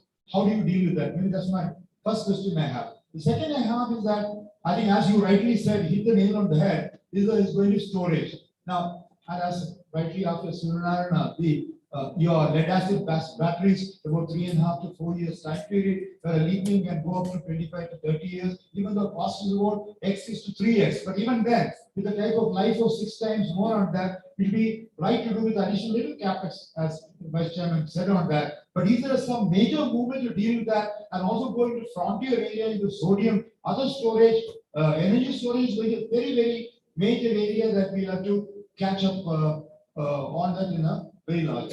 And the third and last observation, wonderful to see all that's going happening. May not be in our times, the 80s, but then many young ones will see all that happening. But I think, don't you think we got to make that instead of just being a guiding area, you got to make it mandatory, like Germany has done mandatory, European countries have done mandatory, Israel has done mandatory, that you shall do 25-30% solar. Even the latest energy conservation building for 2023, but it's still marginally 2%, 10%, 20%, but that's not enough. You got to really go aggressive on that. Don't you think a mandatory force, like they are all developing countries, they are doing that particular thing to get the confirmation done. If we just do it like recommendatory guidance, nobody will do that. Don't you think you're going to stick to deal with that? Thank you. Yeah, I'll take your third question first. The mandatory part, we already have the renewable purchase obligation, right? So we have already announced, and by 2030 you have to achieve 43.3% the renewable portfolio across the states, and this has been notified. The mandatory obligations for each state to have the portfolio at least 43% renewable. So to achieve our this 50% of non-fossil based capacity that what we have kept target. That's number one. That's a generation level. Not the generation, this is a consumption level. The purchase obligation means in your entire portfolio of consumption of electricity, you have to have 43% renewable. That is there. Second thing about the developing the different kind of chemistry for the. So that's another policy we are coming out of the PLI for this chemistry batteries. The 5 gigawatt hour. That is one of the component under the advanced chemistry cell. There, that policy managing, and that will give an ample chance to build up the other kind of chemistry apart from the lithium. The aspect you mentioned about the first one, the how much your is the question of tank to wheel or well to wheel? You have to assess the life cycle emission of your entire journey. But again, we have to go by the generation, right? How much grid is going to be free? That will take care. Unless you penetrate that one, whatever charging or discharging we are doing, Additional load. additional load will definitely, but that you have to make a balance. That approach we need to follow, and what strategy is needed to make the, because you will be this drawing your power from the grid, right? Any decentralized mode of kind of discharging, then it's a question of research and innovation. If we can develop some solar panel that can be utilized for the charging. I think some of the countries have done, like China, and they have developed that kind of technology. We have to go into that area also. Thank you. Just Michael now in Indonesia. Maybe I point out to the right here, Einstein law. The problem cannot be solved by this. We've been dancing about all this numbering thing. In March this year in the G20 in Delhi, I was speaking to the G20. I said that if the method that we're talking about can improve the world, and our doomsday clock by the project centers, our doomsday clock, how far we are close to the doomsday, 90 seconds. It started at 7 minutes. So year after year, we're getting closer to the destruction. Yet, with all this modeling and whatnot, thinking that we're doing better, we are not. So let me talk like engineering. Okay? Let's talk entropy. Okay? On the thank you, Suresh. Yeah, entropy always increases. Second law. So in order for EV cars to be viable, you must have energy for grid which produce less than 520 grams per kilowatt hour. Okay, that's compared to the best diesel engine. So it must have energy that produces 520 grams per kilowatt hour. That not include the full cycle production. To make car, we're going to have produce a carbon footprint. That's why in Europe we have seen carbon border adjustment mechanism. So until now, no one actually really calculated full cycle. We have tried to make sense that in ASEAN. Not to you on your cycle, on your modeling, on the modeler as well. So hopefully, don't get offended when you ask to let them wake up. See, the modeling you have here is the universe is entropy wise. The universe is quite fixed. We are not taking into account, for example, the nature-based solutions. Nature itself can heal a lot. For example, we do mangrove irrigation, can pick up 5 times more than regular. So nature-based, actually, if we enlarge our universe within the second law of thermodynamics, dynamics, the model will be different. The second point is the model is more or less a deterministic. We don't take into account for example, Monte Carlo. There are many probabilistic elements there that we are not taking into account. The lastly is the political economic side. That is linked with the financing side. China can eradicate 800 million poverty because they have a sovereignty in finance, they can print money. We cannot practice MMT, monetary constraint. So that is we look at history. I'm teaching economics as well. 120 years ago, 130 years ago, India was deindustrialized. This is what say. And now we always talking about our time span about 30 to 50 years. Do we know what happened next 10 years? No one knows. So that scenario has to be kept inside. Because what I see, from my black hair until white hair, we have a moving target. I grew up in Canada. We have a Club of Rome, we have a General 21, we have a MDG and SDG, but the target is just moving. So, our modeling side, we have to be realistic, political, economic, and probabilistic side. So my question to you is very, very simple. if you take into consideration within the second law of thermodynamics, the universe of tomorrow is changed a lot. Nature and political aspect is all combination. What most likely your outcome will be? Okay, the first part, you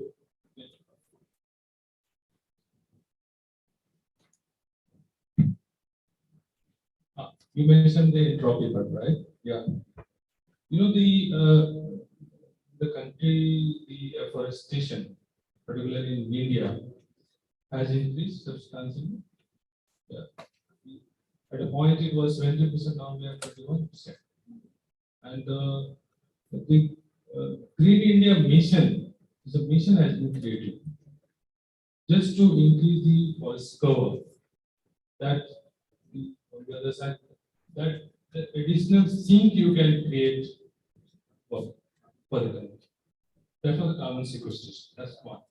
Number two, the modeling exercise that we have done is a year-wise trajectory. It's not something like 10 years or something like that. You can just explore, go to the website. It's a year-wise trajectory we have calculated. So you can really monitor what is the progress. It was started way back in 2047. The progress we have monitored up to 2022, 23. You can monitor the progress. So this tool can be also utilized for monitoring your progress, whatever commitment you have made. And the scenarios have been is not a deterministic one. I mean, you can download, you can generate your own scenario. This is an open source tool just to generate the debate, inform debate within the different communities. If they have and they want that this is not a very good pathway, they can always suggest to government to please change your scenario. So with that intention, this tool has been created. This is something not that this is prescriptive and everybody should follow. That is not the intention of creating this tool. So last question, Mehratra ji, Councilor, very good afternoon. I am KK Mehratra from a CMD Economic Day. A wonderful presentation you made it. And as you mentioned rightly that industrial sector is the largest sector for energy consumption. And in that industrial sector, iron, steel, aluminum, and cement are the biggest three energy intensive industries. My question is that, as you know, that the Minister of Steel has already targeted increasing the steel capacity from 145 whatever the current production to 300 million tons by 2030. Now, if wanted to achieve that, definitely we are going to renovate some of our existing steel plant with the energy efficient technology as well as create some of the greenfield. Now, in the steel industry, there are two aspects. One is reduction of the specific energy consumption, which now the steel industry, Indian steel industry is doing that, has come down to 5.55 gigacalories.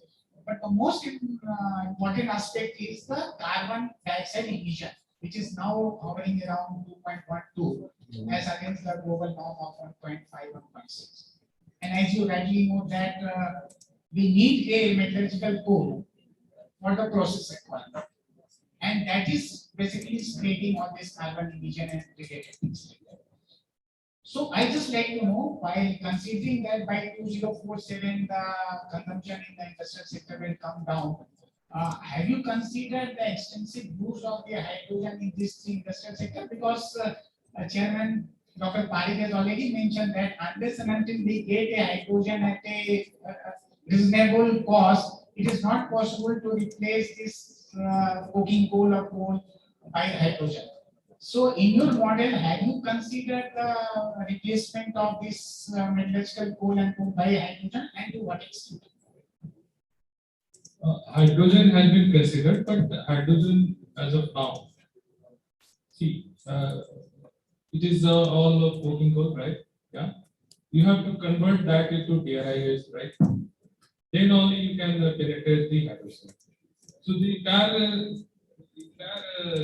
the investment will be so high that your steel would be uncompetitive in the world market. So that is number one, but certainly green hydrogen has been considered. The second important aspect, still I find very useful. You know, your entire steel production, I think 40-45% contains to the electric arc furnace, 45%. Why can't that be straightway shifted to the nuclear power? Your 45% immediately will go green. For that, I think the nuclear power has to be picked up because it has the lowest cycle emission, lowest cycle emission among all the technologies. So that's another area we can really think of, and the government should also be thinking now. And the Ministry of Steel has already created various task force for working the how to green the steel industry for the country. So before I call PG Sapti sir, Shamprasad Reddy garu, yes, then I think we'll. Shamprasad Reddy, Council Member of IEA, sir, fabulous presentation, but I felt that my sector has been omitted from this one. I'm representing irrigation department. Whether it is included in agriculture, if it is in agriculture, you see sir in Telangana, we are having 32 lakh borewells, and nearly our mega irrigation, lift irrigation projects which require 11,000 megawatts.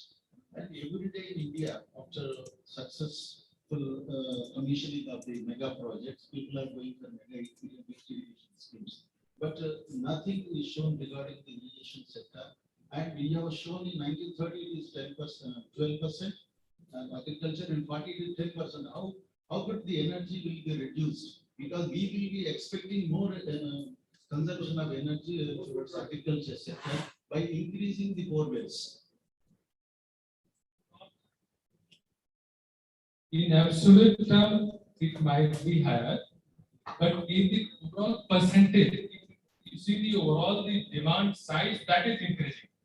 Then the percentage may come down, but it is definitely not coming down. Maybe the share might have reduced because of the other constituents have taken the largest. It's not decreasing.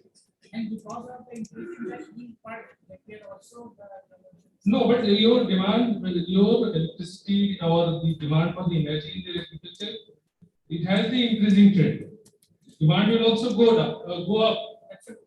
But in the overall composition of your demand, the share is less. Because your size is increasing. The other sector is taking larger share, like industry, a lot of manufacturing and other activities are taking larger share. That's why your share is reduced. But in absolute term, it is not. I met just a minute. I made to wait our PG Sapti garu for a long time. So I will facilitate you, Srinivasa, to interact with our Rajanath Ram. We will interact with him. Okay. Sir, I'm extremely sir. Please come, sir. I made him to wait for almost 45 minutes, sir. I'm extremely sorry, sir. Sir, before asking, sir, excellent. I thank on behalf of all of you, Rajanath Ram, wonderful presentation. Patiently answered everybody. Mainly from Niti Aayog, we are very fortunate that he is here. Whatever facts and figures is here are most authenticated, and is the open. He says that is open source. So there is offer given him. So one or two friends are there. We will make you interact with you and you clear them. One Mr. Srinath Acharya, our faculty member, is there. So please interact with him. I request PG Sapti garu. So 40 minutes we can have a presentation, and 10-15 minutes we will have interaction. By 1:30 we will close this session. Thank you. We are very fortunate because these speakers are there to get a time for interaction.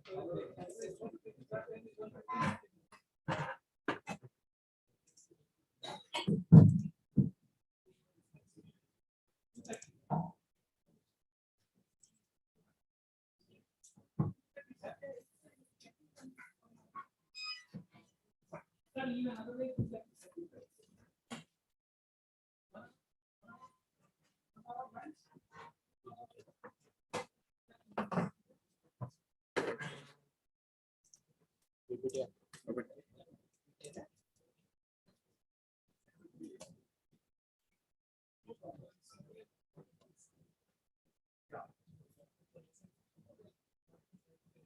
Sir, next, HUP. Keyboard.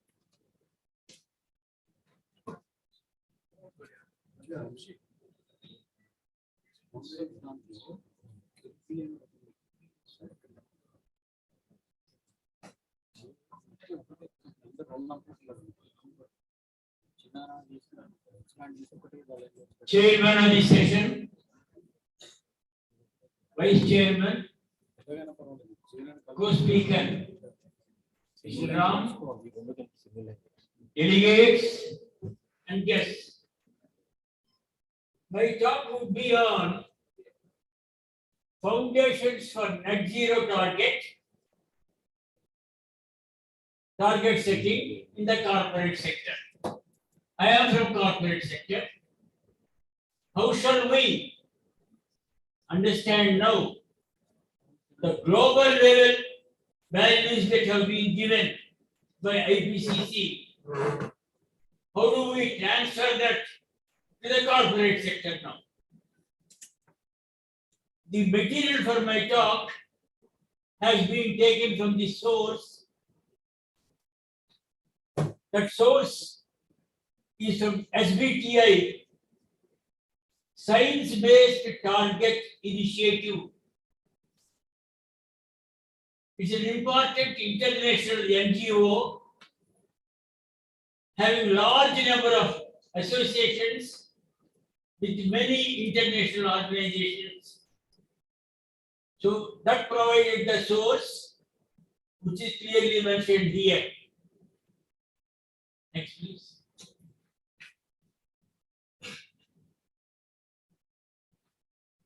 Let me introduce the glossary which I have been using. Bioenergy,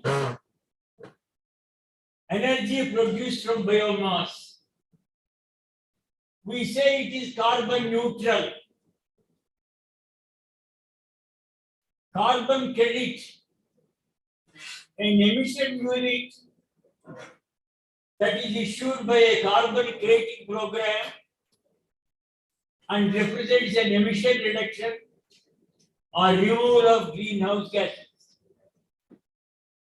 Climate forces, atmospheric compounds, GHGs, or geophysical attributes like albedo that impact climate primarily by affecting the Earth's energy balance. Carbon dioxide removal, CDR, anthropogenic activities, removing CO2 from the atmosphere and storing it in geological, terrestrial, or ocean reservoirs, or IVN products. IVN is an intellectual virtual network, a company very well known in the world. Negative emissions, carbon dioxide removals, CDR.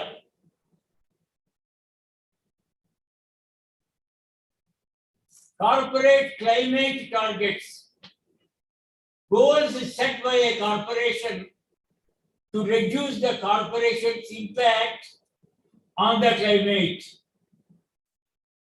GHG emissions reduction targets about which we are talking, the goals set by an organization or political actor which aim to reduce the organization or political actors' direct or indirect emissions by a specified amount. Mitigation tactics, the mechanism by which a corporate reduces its impact on the climate or contributes to social transition to net zero. These include Number one, abatement. Number two, neutralization. And number three, compensation. About these three aspects, we are going to discuss greater in detail during the talk. Nature-based solutions. Our previous speaker was also telling about nature-based solutions. These are very much needed, defined by the nature-based solutions initiative as actions that work with and enhance nature to help address societal challenges. Value chain emissions. By value, we mean in any product process, there is an input and the output that comes out has an added value. So every process contributes to value and series of operations, processes take place. That's a value chain. During this value chain acquirement, large number of emissions are released and they are categorized as scope 1, scope 2, scope 3 emissions as defined by the GHG protocol accounting standard. I am talking now about the scope 1, scope 2 and scope 3 emissions. Please see the beautiful slide here. Scope 1 means direct emissions. They are owned by the corporate or controlled by the corporate, and they give rise to emissions. On-site facility emissions. For example, emissions from boilers, furnaces, vehicles, chemical production, combustion of biomass, all these are owned or controlled by the corporate. That is the direct emission. Then the other type of emission is the indirect emissions. Again, there are two scopes in that. Scope 2 emission, that is a purchased emission. Purchased facility, for example, energy I purchased for use in this corporate from elsewhere. So scope 2 emissions physically occur at the facility where electricity is generated. But then I am bringing it to my corporate after payment. So that is scope 2 indirect emission. Scope 3 other purchased emissions, indirect emissions. These are employee emissions, travel community, leased assets, etc. Some examples of scope 3 activities are extraction and production of purchased materials, transportation of purchased fuel, and use of solid products and services.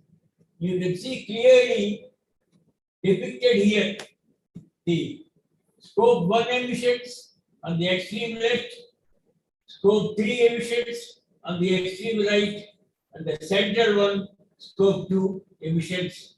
We are going to deal with such a type of emissions and their reduction in the corporate sector in order to reach by 2050, by mid-century, the net zero.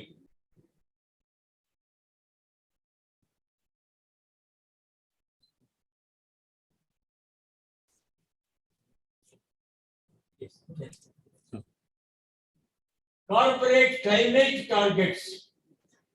Goals is set by a corporate to reduce the corporation's impact on the climate.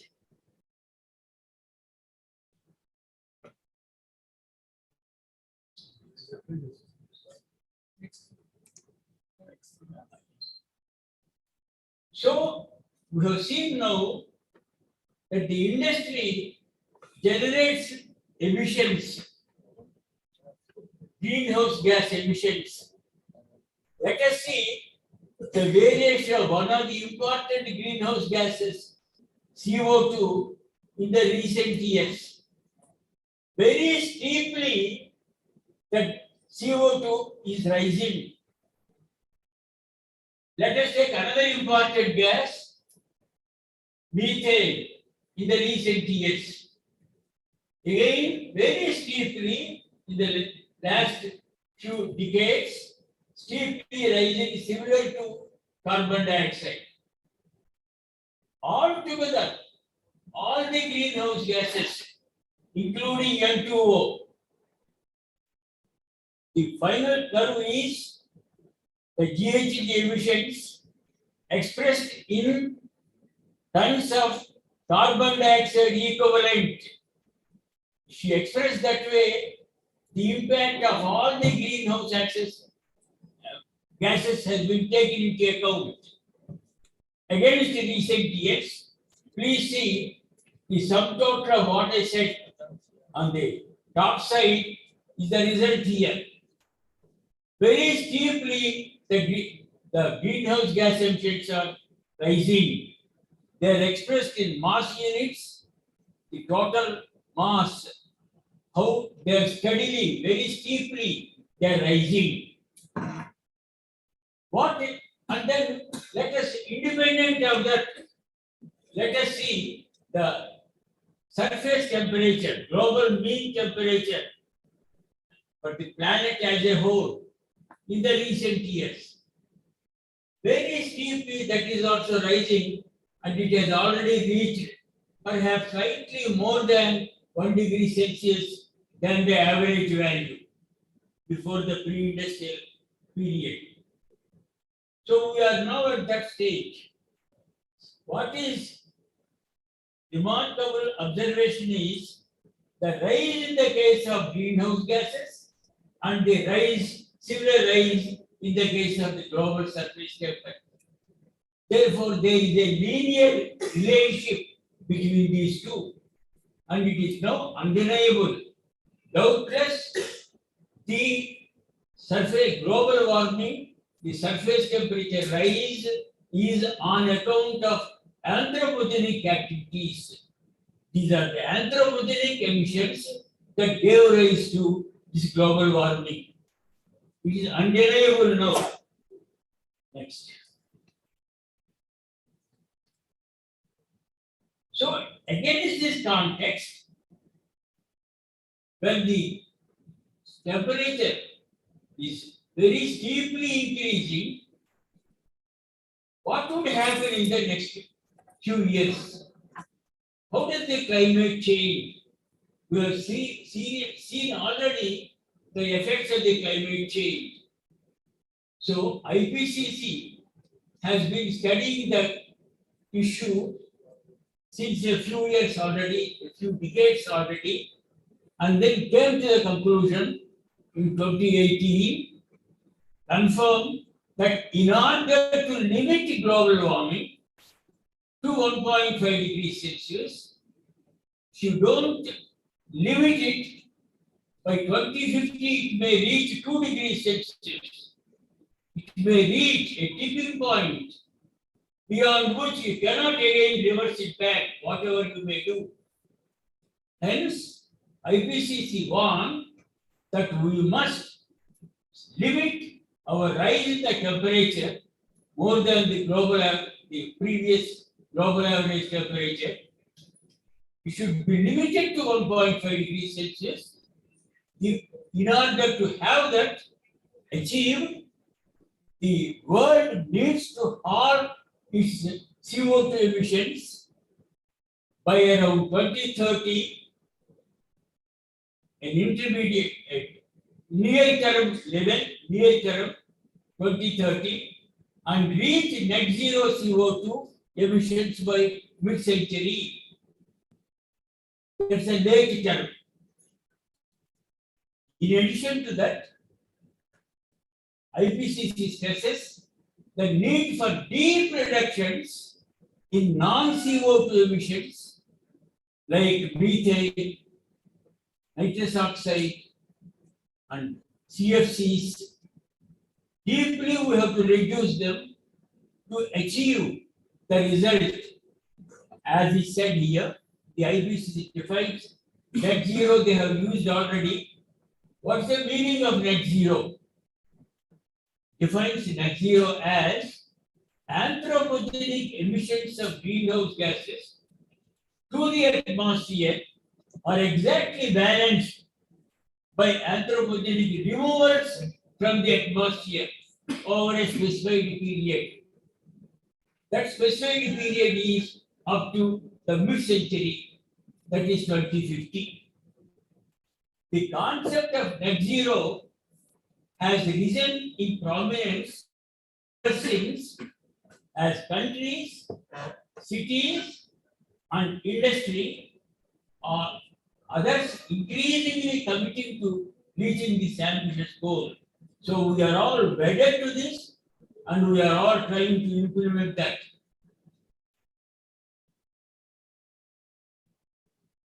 Let me show you what net zero means. Let me give an illustration to that. The left-hand side, you see the current state. The current state tells us the anthropogenic emissions of GHG gases is very, very large, significantly large relative to anthropogenic removals. Imbalance is there between the anthropogenic sources of emissions and sinks, resulting in a net accumulation of GHG emissions in the atmosphere.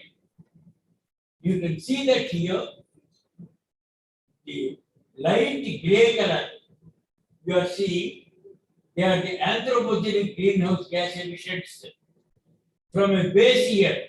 Left hand side is the base year at which this program of net zero started. That is, imagine from the base year, the gray color is continuously decreasing because the reductions are there.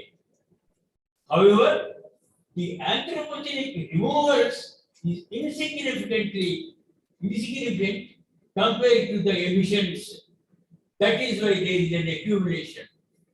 And we have to continue. The bottom one is not drawn to the same scale as the emissions, anthropogenic carbon removals, not drawn to the same scale, but ultimately, at the specified period, that's mid-century, both of them have become equal. So, the net zero state is shown on the right-hand side. Anthropogenic GHG emissions equal the anthropogenic removals. That is a net zero state.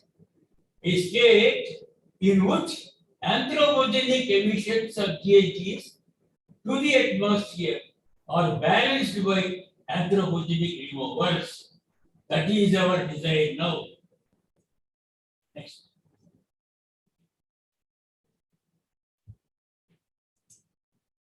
So, what are the various strategies the corporate employs now? These statements are global level statements, planetary level statements given by IPCC. But it should be translated to the corporate level. What does the corporate do? Eliminating sources of emissions within the value chain. I have given you the value chain. 3 scopes are there, scope 1, scope 2, scope 3. That is the value chain. So, in that value chain, eliminating the sources of emissions.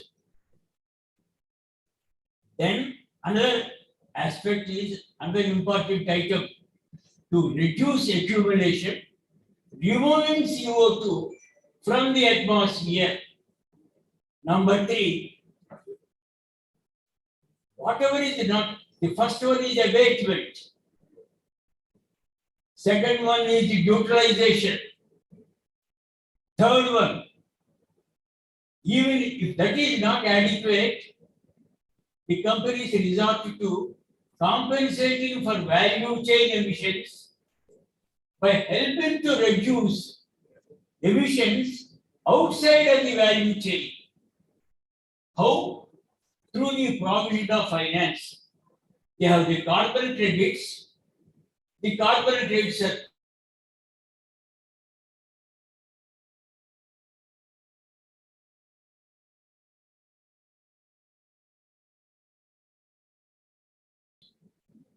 therefore, I may purchase the carbon credits from some other outside my company, from some other source. There is a third aspect. So these are the three ways in which the emissions level could be brought down. A close examination shows that corporate net zero targets to date differ very much across the individual corporates. What are they? The range of emission sources and activities included. One organization takes in one sense, another in a different way. Second one, the timeline. Different timelines they follow. The process, the pathways, different pathways are there. The pathways differ significantly from one corporate to the other. Third one, how companies are planning to achieve their targets. So these are the three important aspects in which large differences are there between the corporates. And how to supervise that, how to finally see. A stakeholder should know finally that the following proper path. Then only it will be sustained.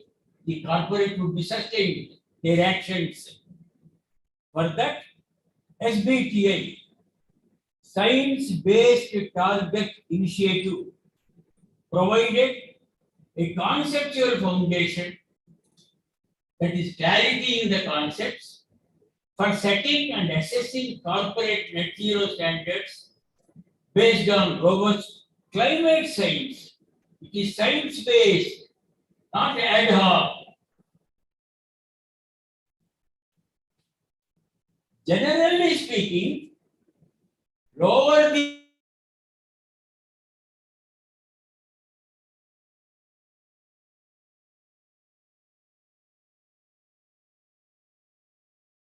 abatement is lower, reduction is lower, then obviously the higher is the need to remove carbon from the atmosphere at a later time, which may be difficult, which may not be possible. But generally that would be the tendency.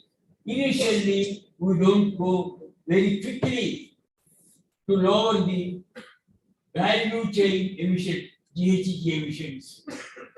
Second one, the deployment of negative emissions, that is carbon dioxide removal technologies at a large scale is subject to a number of uncertainties and constraints, including potential adverse impacts on the environment.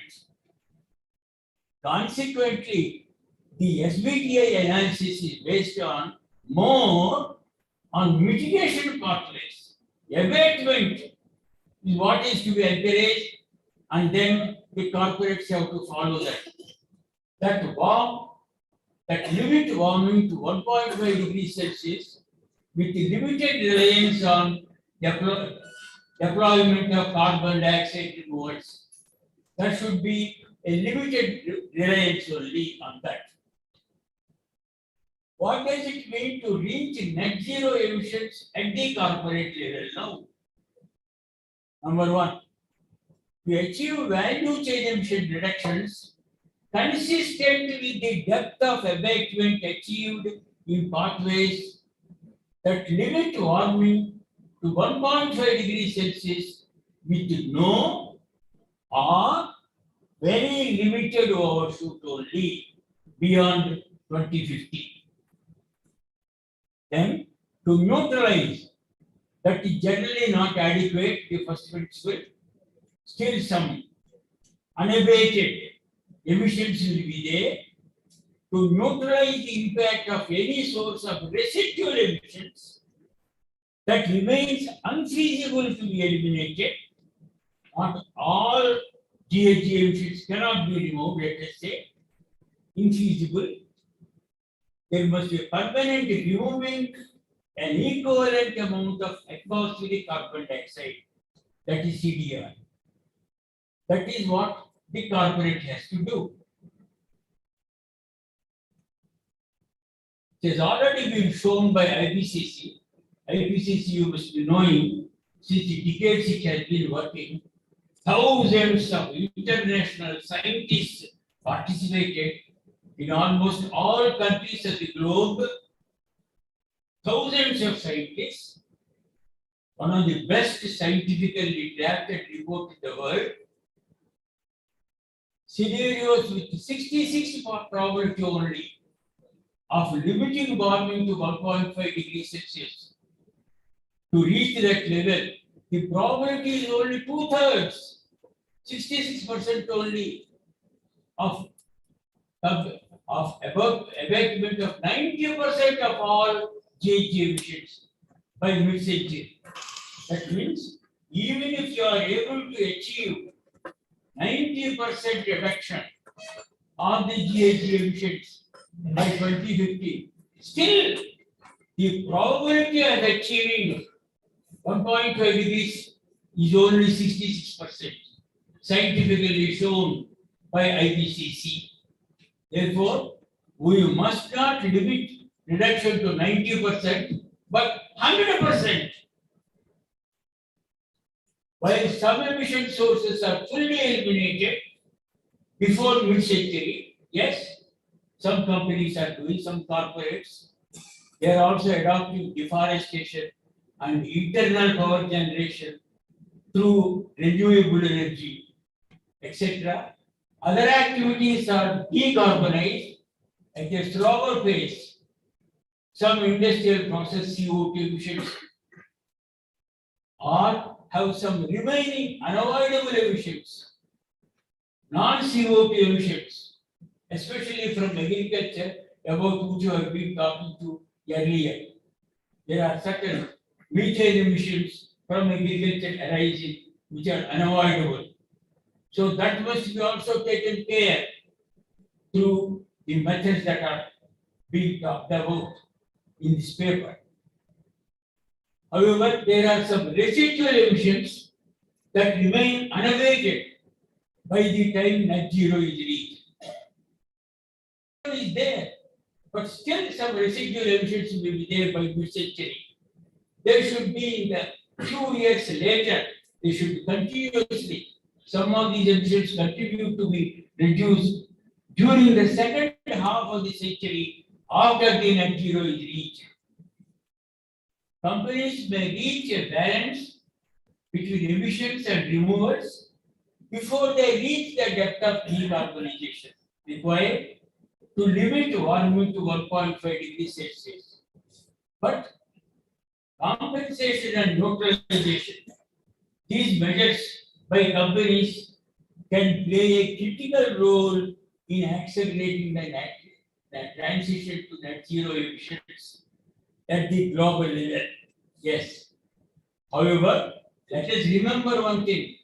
They do not, compensation and neutralization do not replace the need to remove or reduce value chain emissions.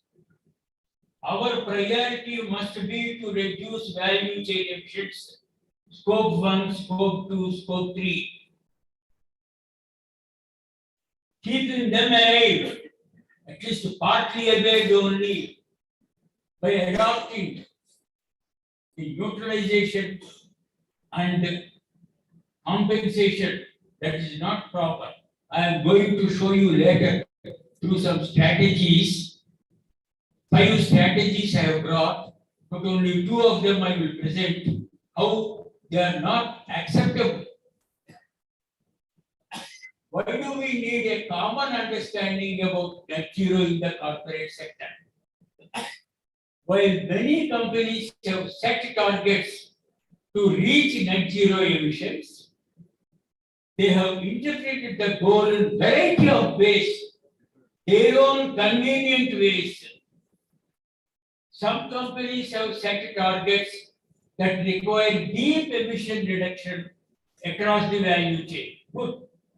However, others have set targets that entail modest emission reductions and heavier reliance on offsetting practices. What are the offsetting practices? I told you, compensating is an offsetting practice.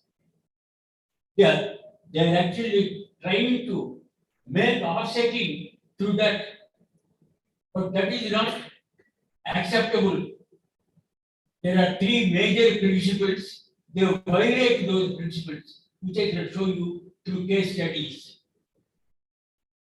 Translating planetary net zero requirement into acceptable criteria at the level of an individual company.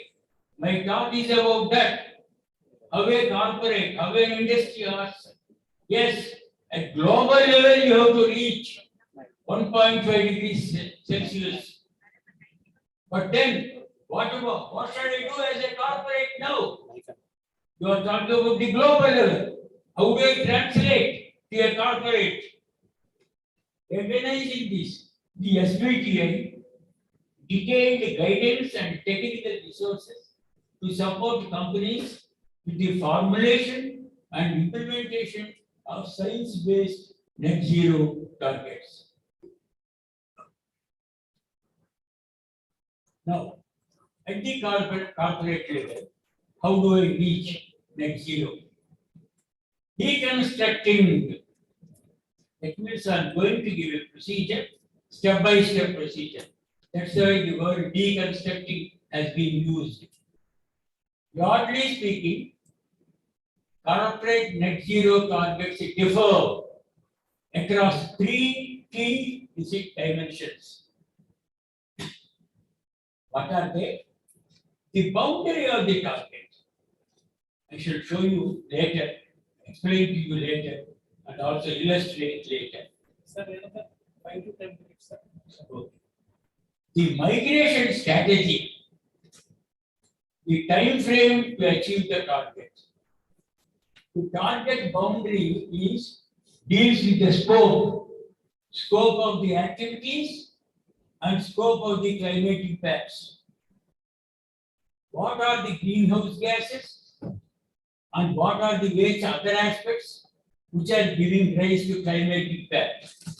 Scope of activities, operations, and all the direct and indirect operations, all of them, along with the products. Then mitigation strategy, abatement of emissions, negative emissions, carbon finance, and avoided emissions. That is a mitigation strategy followed by a corporate. What's the time frame? Short term and long term. Target boundary. The target boundary determines whether a company is committing to address the most material sources of emissions in its value chain. In some cases, companies are setting targets covering only their operational emissions on scope 1 and scope 2. They are not referring to scope 3. And certain geographical areas, some areas only they are taking. There are multinational companies, certain areas only they are taking, certain areas they are leaving out. Companies are setting targets only for certain products and for certain activities within their value chain. Please see how complicated it is to bring uniformity and consistency amongst corporates. In some cases, companies are including all relevant sources of GHGs, and in some cases only CO2 emissions only. So abatement means reduction of the GHGs that are coming, and that is only value chain operations always, or every one of them should really reduce their emissions. Neutralization. Neutralization means render something ineffective. That means we have to apply an opposite force. That is carbon dioxide removal from the atmosphere. Compensation. From some other source, we purchase carbon credits. I am not completely abating my own emissions. Instead, I am unabated, in lieu of the unabated emissions, I am purchasing carbon credits from some other source. Defining net zero, 3 guiding principles are there. Principle 1, achieve in the value chain no net accumulation of carbon dioxide in the atmosphere. Guiding principle 2, in accordance with Paris Agreement and Sustainable Development Goals, companies should transition towards net zero in line with mitigation pathways that are consistent with the limiting warming to 1.5 degrees Celsius in accordance with the Sustainable Development Goals. You may say that I have brought it to 1.5 degrees Celsius global level by removing my emissions. But then, whether it is sustainable, that we have to see. Guiding principle 3, ensuring that the business model finally which we have laid and which we want to follow will continue to be viable in a net zero economy. It should be viable. Here I am showing 2 important strategies. Assessing corporate mitigation strategies to reach net zero. Strategy 1, I have an industry. Left hand side, please see. The base year scenario, presently, what am I doing in my company? I am generating GHGs. That's the upper figure. Emissions released into the atmosphere. Then I have taken up the net zero policy from today onwards. Then what I do is, part of the energy which I am consuming, or I may be an energy plant, a thermal power plant, maybe part of the energy is from greenfield plant issuing carbon credits. That is so some GHGs I am reducing. But there are still GHGs. Yes, thank you. Which are unabated. What do I do? In this case, I am having carbon credits purchased. I am adopting compensation. Please see for the balance. Emissions are no longer generated. One, because I am actually reducing use in solar power to some extent, that the emissions are no longer generated. But these are the emissions that are still there. I am now, for accounting purposes, I am satisfied. I purchase carbon credits. However, I am really releasing GHGs. The company says I have satisfied, fulfilled my requirement. But then in reality, it is not so. Then another strategy, carbon strategy 3, he is utilizing the compensation, he is utilizing the neutralization. Please see, there is a company which is producing gross emissions, and the curve is that on the right hand side you can see the gross emissions are shown gray.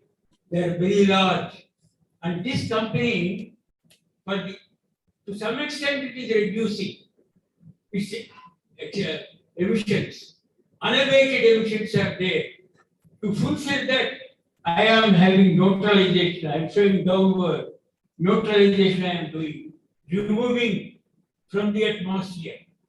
Therefore, finally, I show to the investigating agency, auditing agency at the global level, I am fulfilling. Please see the net zero scenario.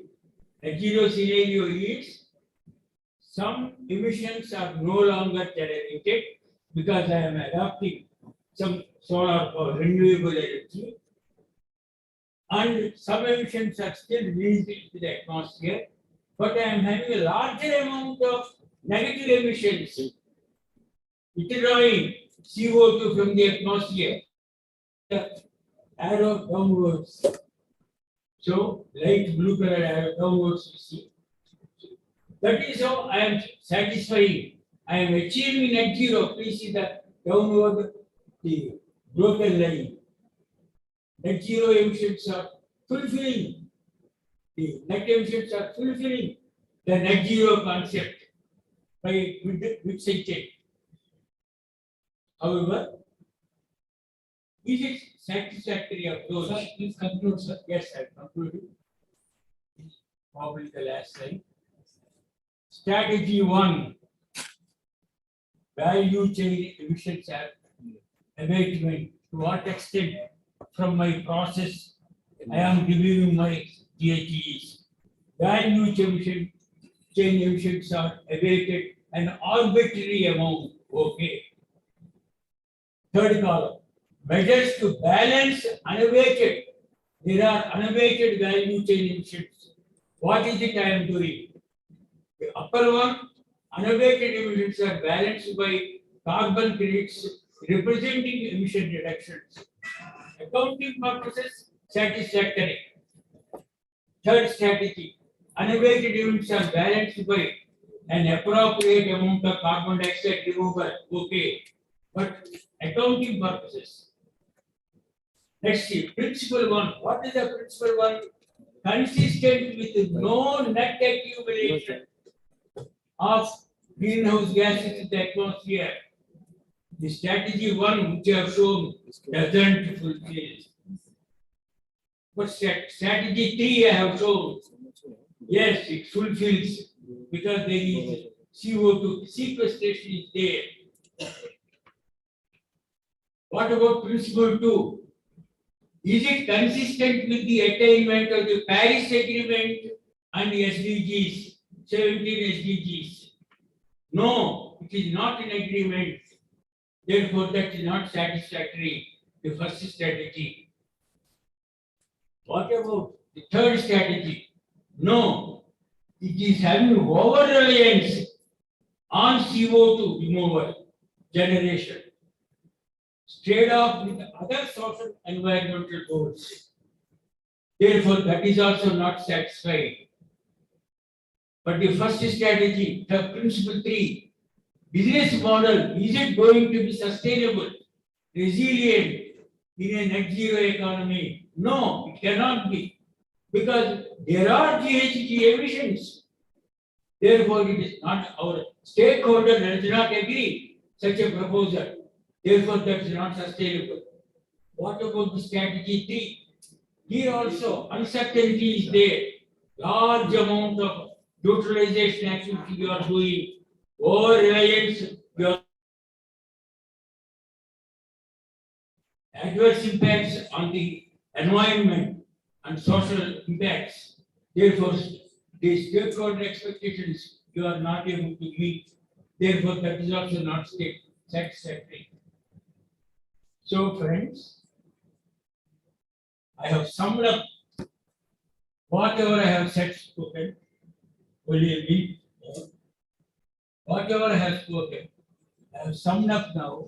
What are the recommendations finally the House has to carry for science-based corporate net zero target? All said and done, I have a company. What should I do now? Don't talk to me about the global level. Yes. To be in tune with that global level, what should I do now? Whatever I do now, finally, add to the global level. Therefore, boundary, I talk transparency, abatement. Abatement is very important. Time frame, accountability, totalization, compensation, mitigation hierarchy. Company should follow a mitigation hierarchy that prioritizes eliminating sources of emissions within the value chain of the company in preference to compensation and neutralization. So friends, with this, I would like to complete. Thank you very much. Thank you so much, sir. It's an excellent and international standard presentation you made on this occasion. So the foundation of the net zero target setting in the corporate sector. Actually, your lecture requires about 2 to 3 hours because of constraint of time. We cautioned you to close your thing. I am extremely sorry for it, sir. So now 1 or 2 questions for concluding the session, sir. Anybody wants to ask any?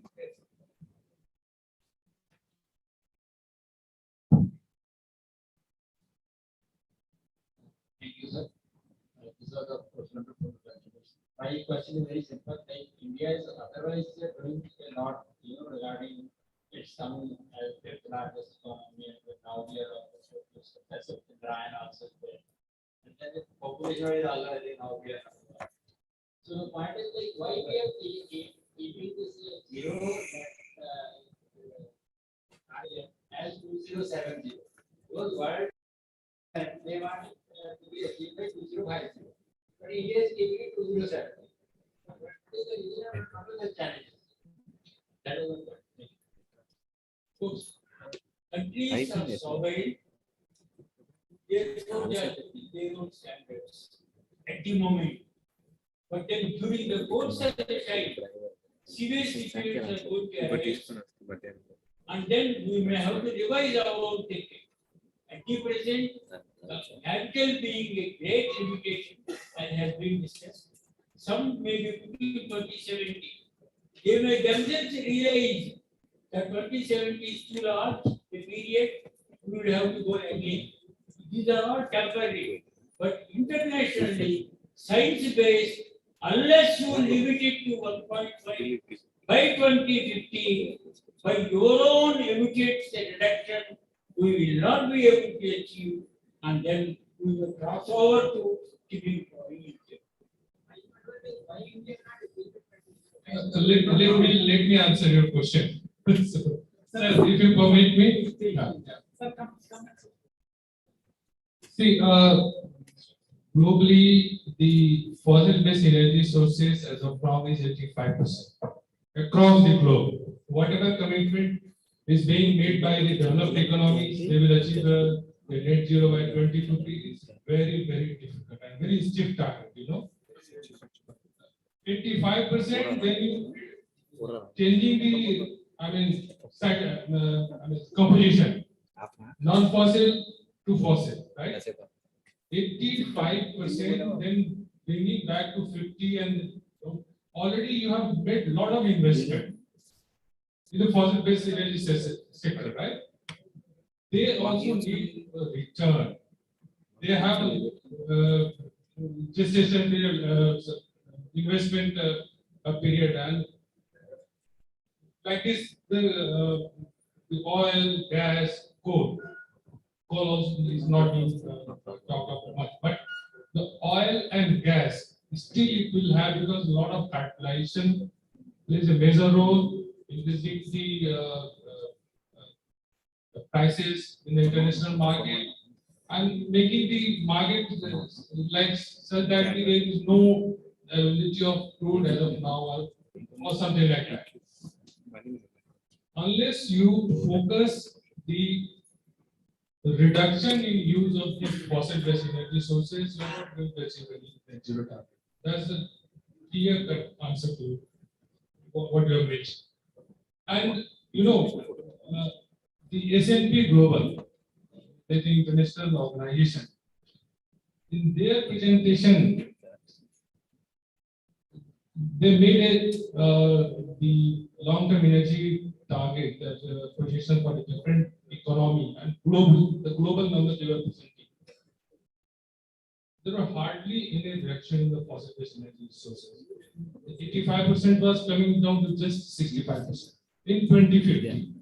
So I'm not sure that the countries who have already committed for net zero by 2050, how they are going to achieve it. It will require a huge lot of investment, and a lot of noise because the new and renewable energy, many of the technologies are not matured enough, right? So your investment capex is required. And you know, the India is the one. It has used only 4% of the total carbon budget. All it has been written out by the developed economy. And we are left with, we have, as of now, starting from 1815 till 2019, we have used only 4% of carbon space. So we have to do a challenge. First, we have to grow also to become a developed economy. And second, also, we have to meet our energy requirements sustainably. Right? 2070 still we see that's the target we can achieve it. I don't commit anything from we'll achieve by 2050. Thank you, Rajnath Ram and okay.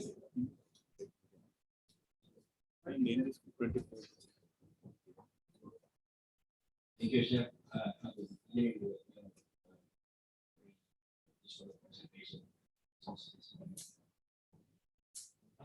Nothing that I would like to raise is how about the so-called the justice climate change, because of all the our action regarding the renewable energy and regarding the corporate, at the end of the day, it will increase the cost of production. It will affect the society, especially our society.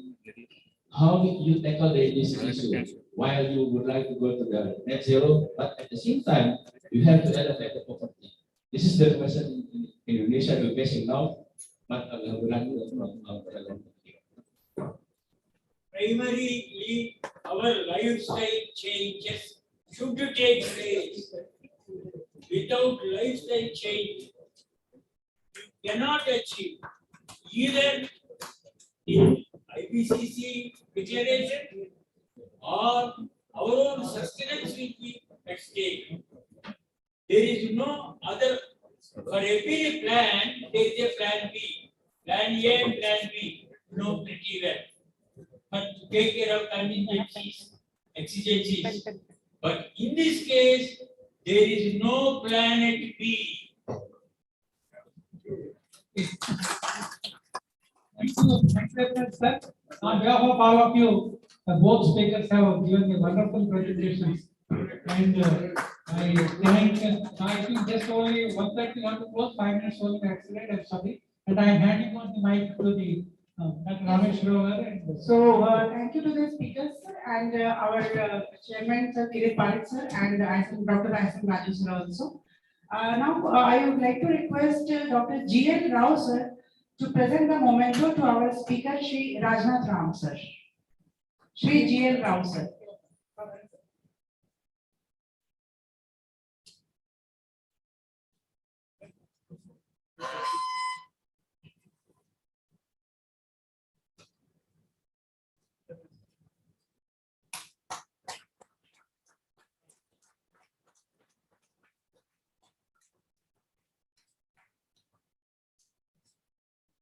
Thank you, sir. Thank you so much. Now, I would like to request Jagdishwar sir, IS, former IS, to present the memento to Dr. P.G. Shastri sir.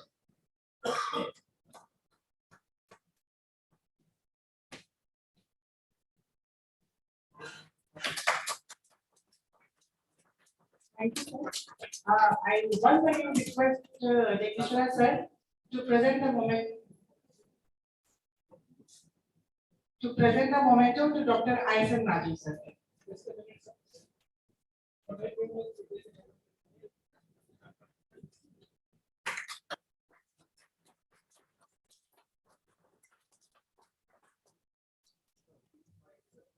Thank you, sir. Thank you so much for blessing us this event. So thank you to the speakers and Dr. Aisen Raju sir. Thank you so much. Now it's already 1:30, almost 1:38, but 1:30 we will take it. So we will take lunch break. Kindly come back by 2:30, and then we will start our technical sessions 2 and 3. Thank you. Thank you.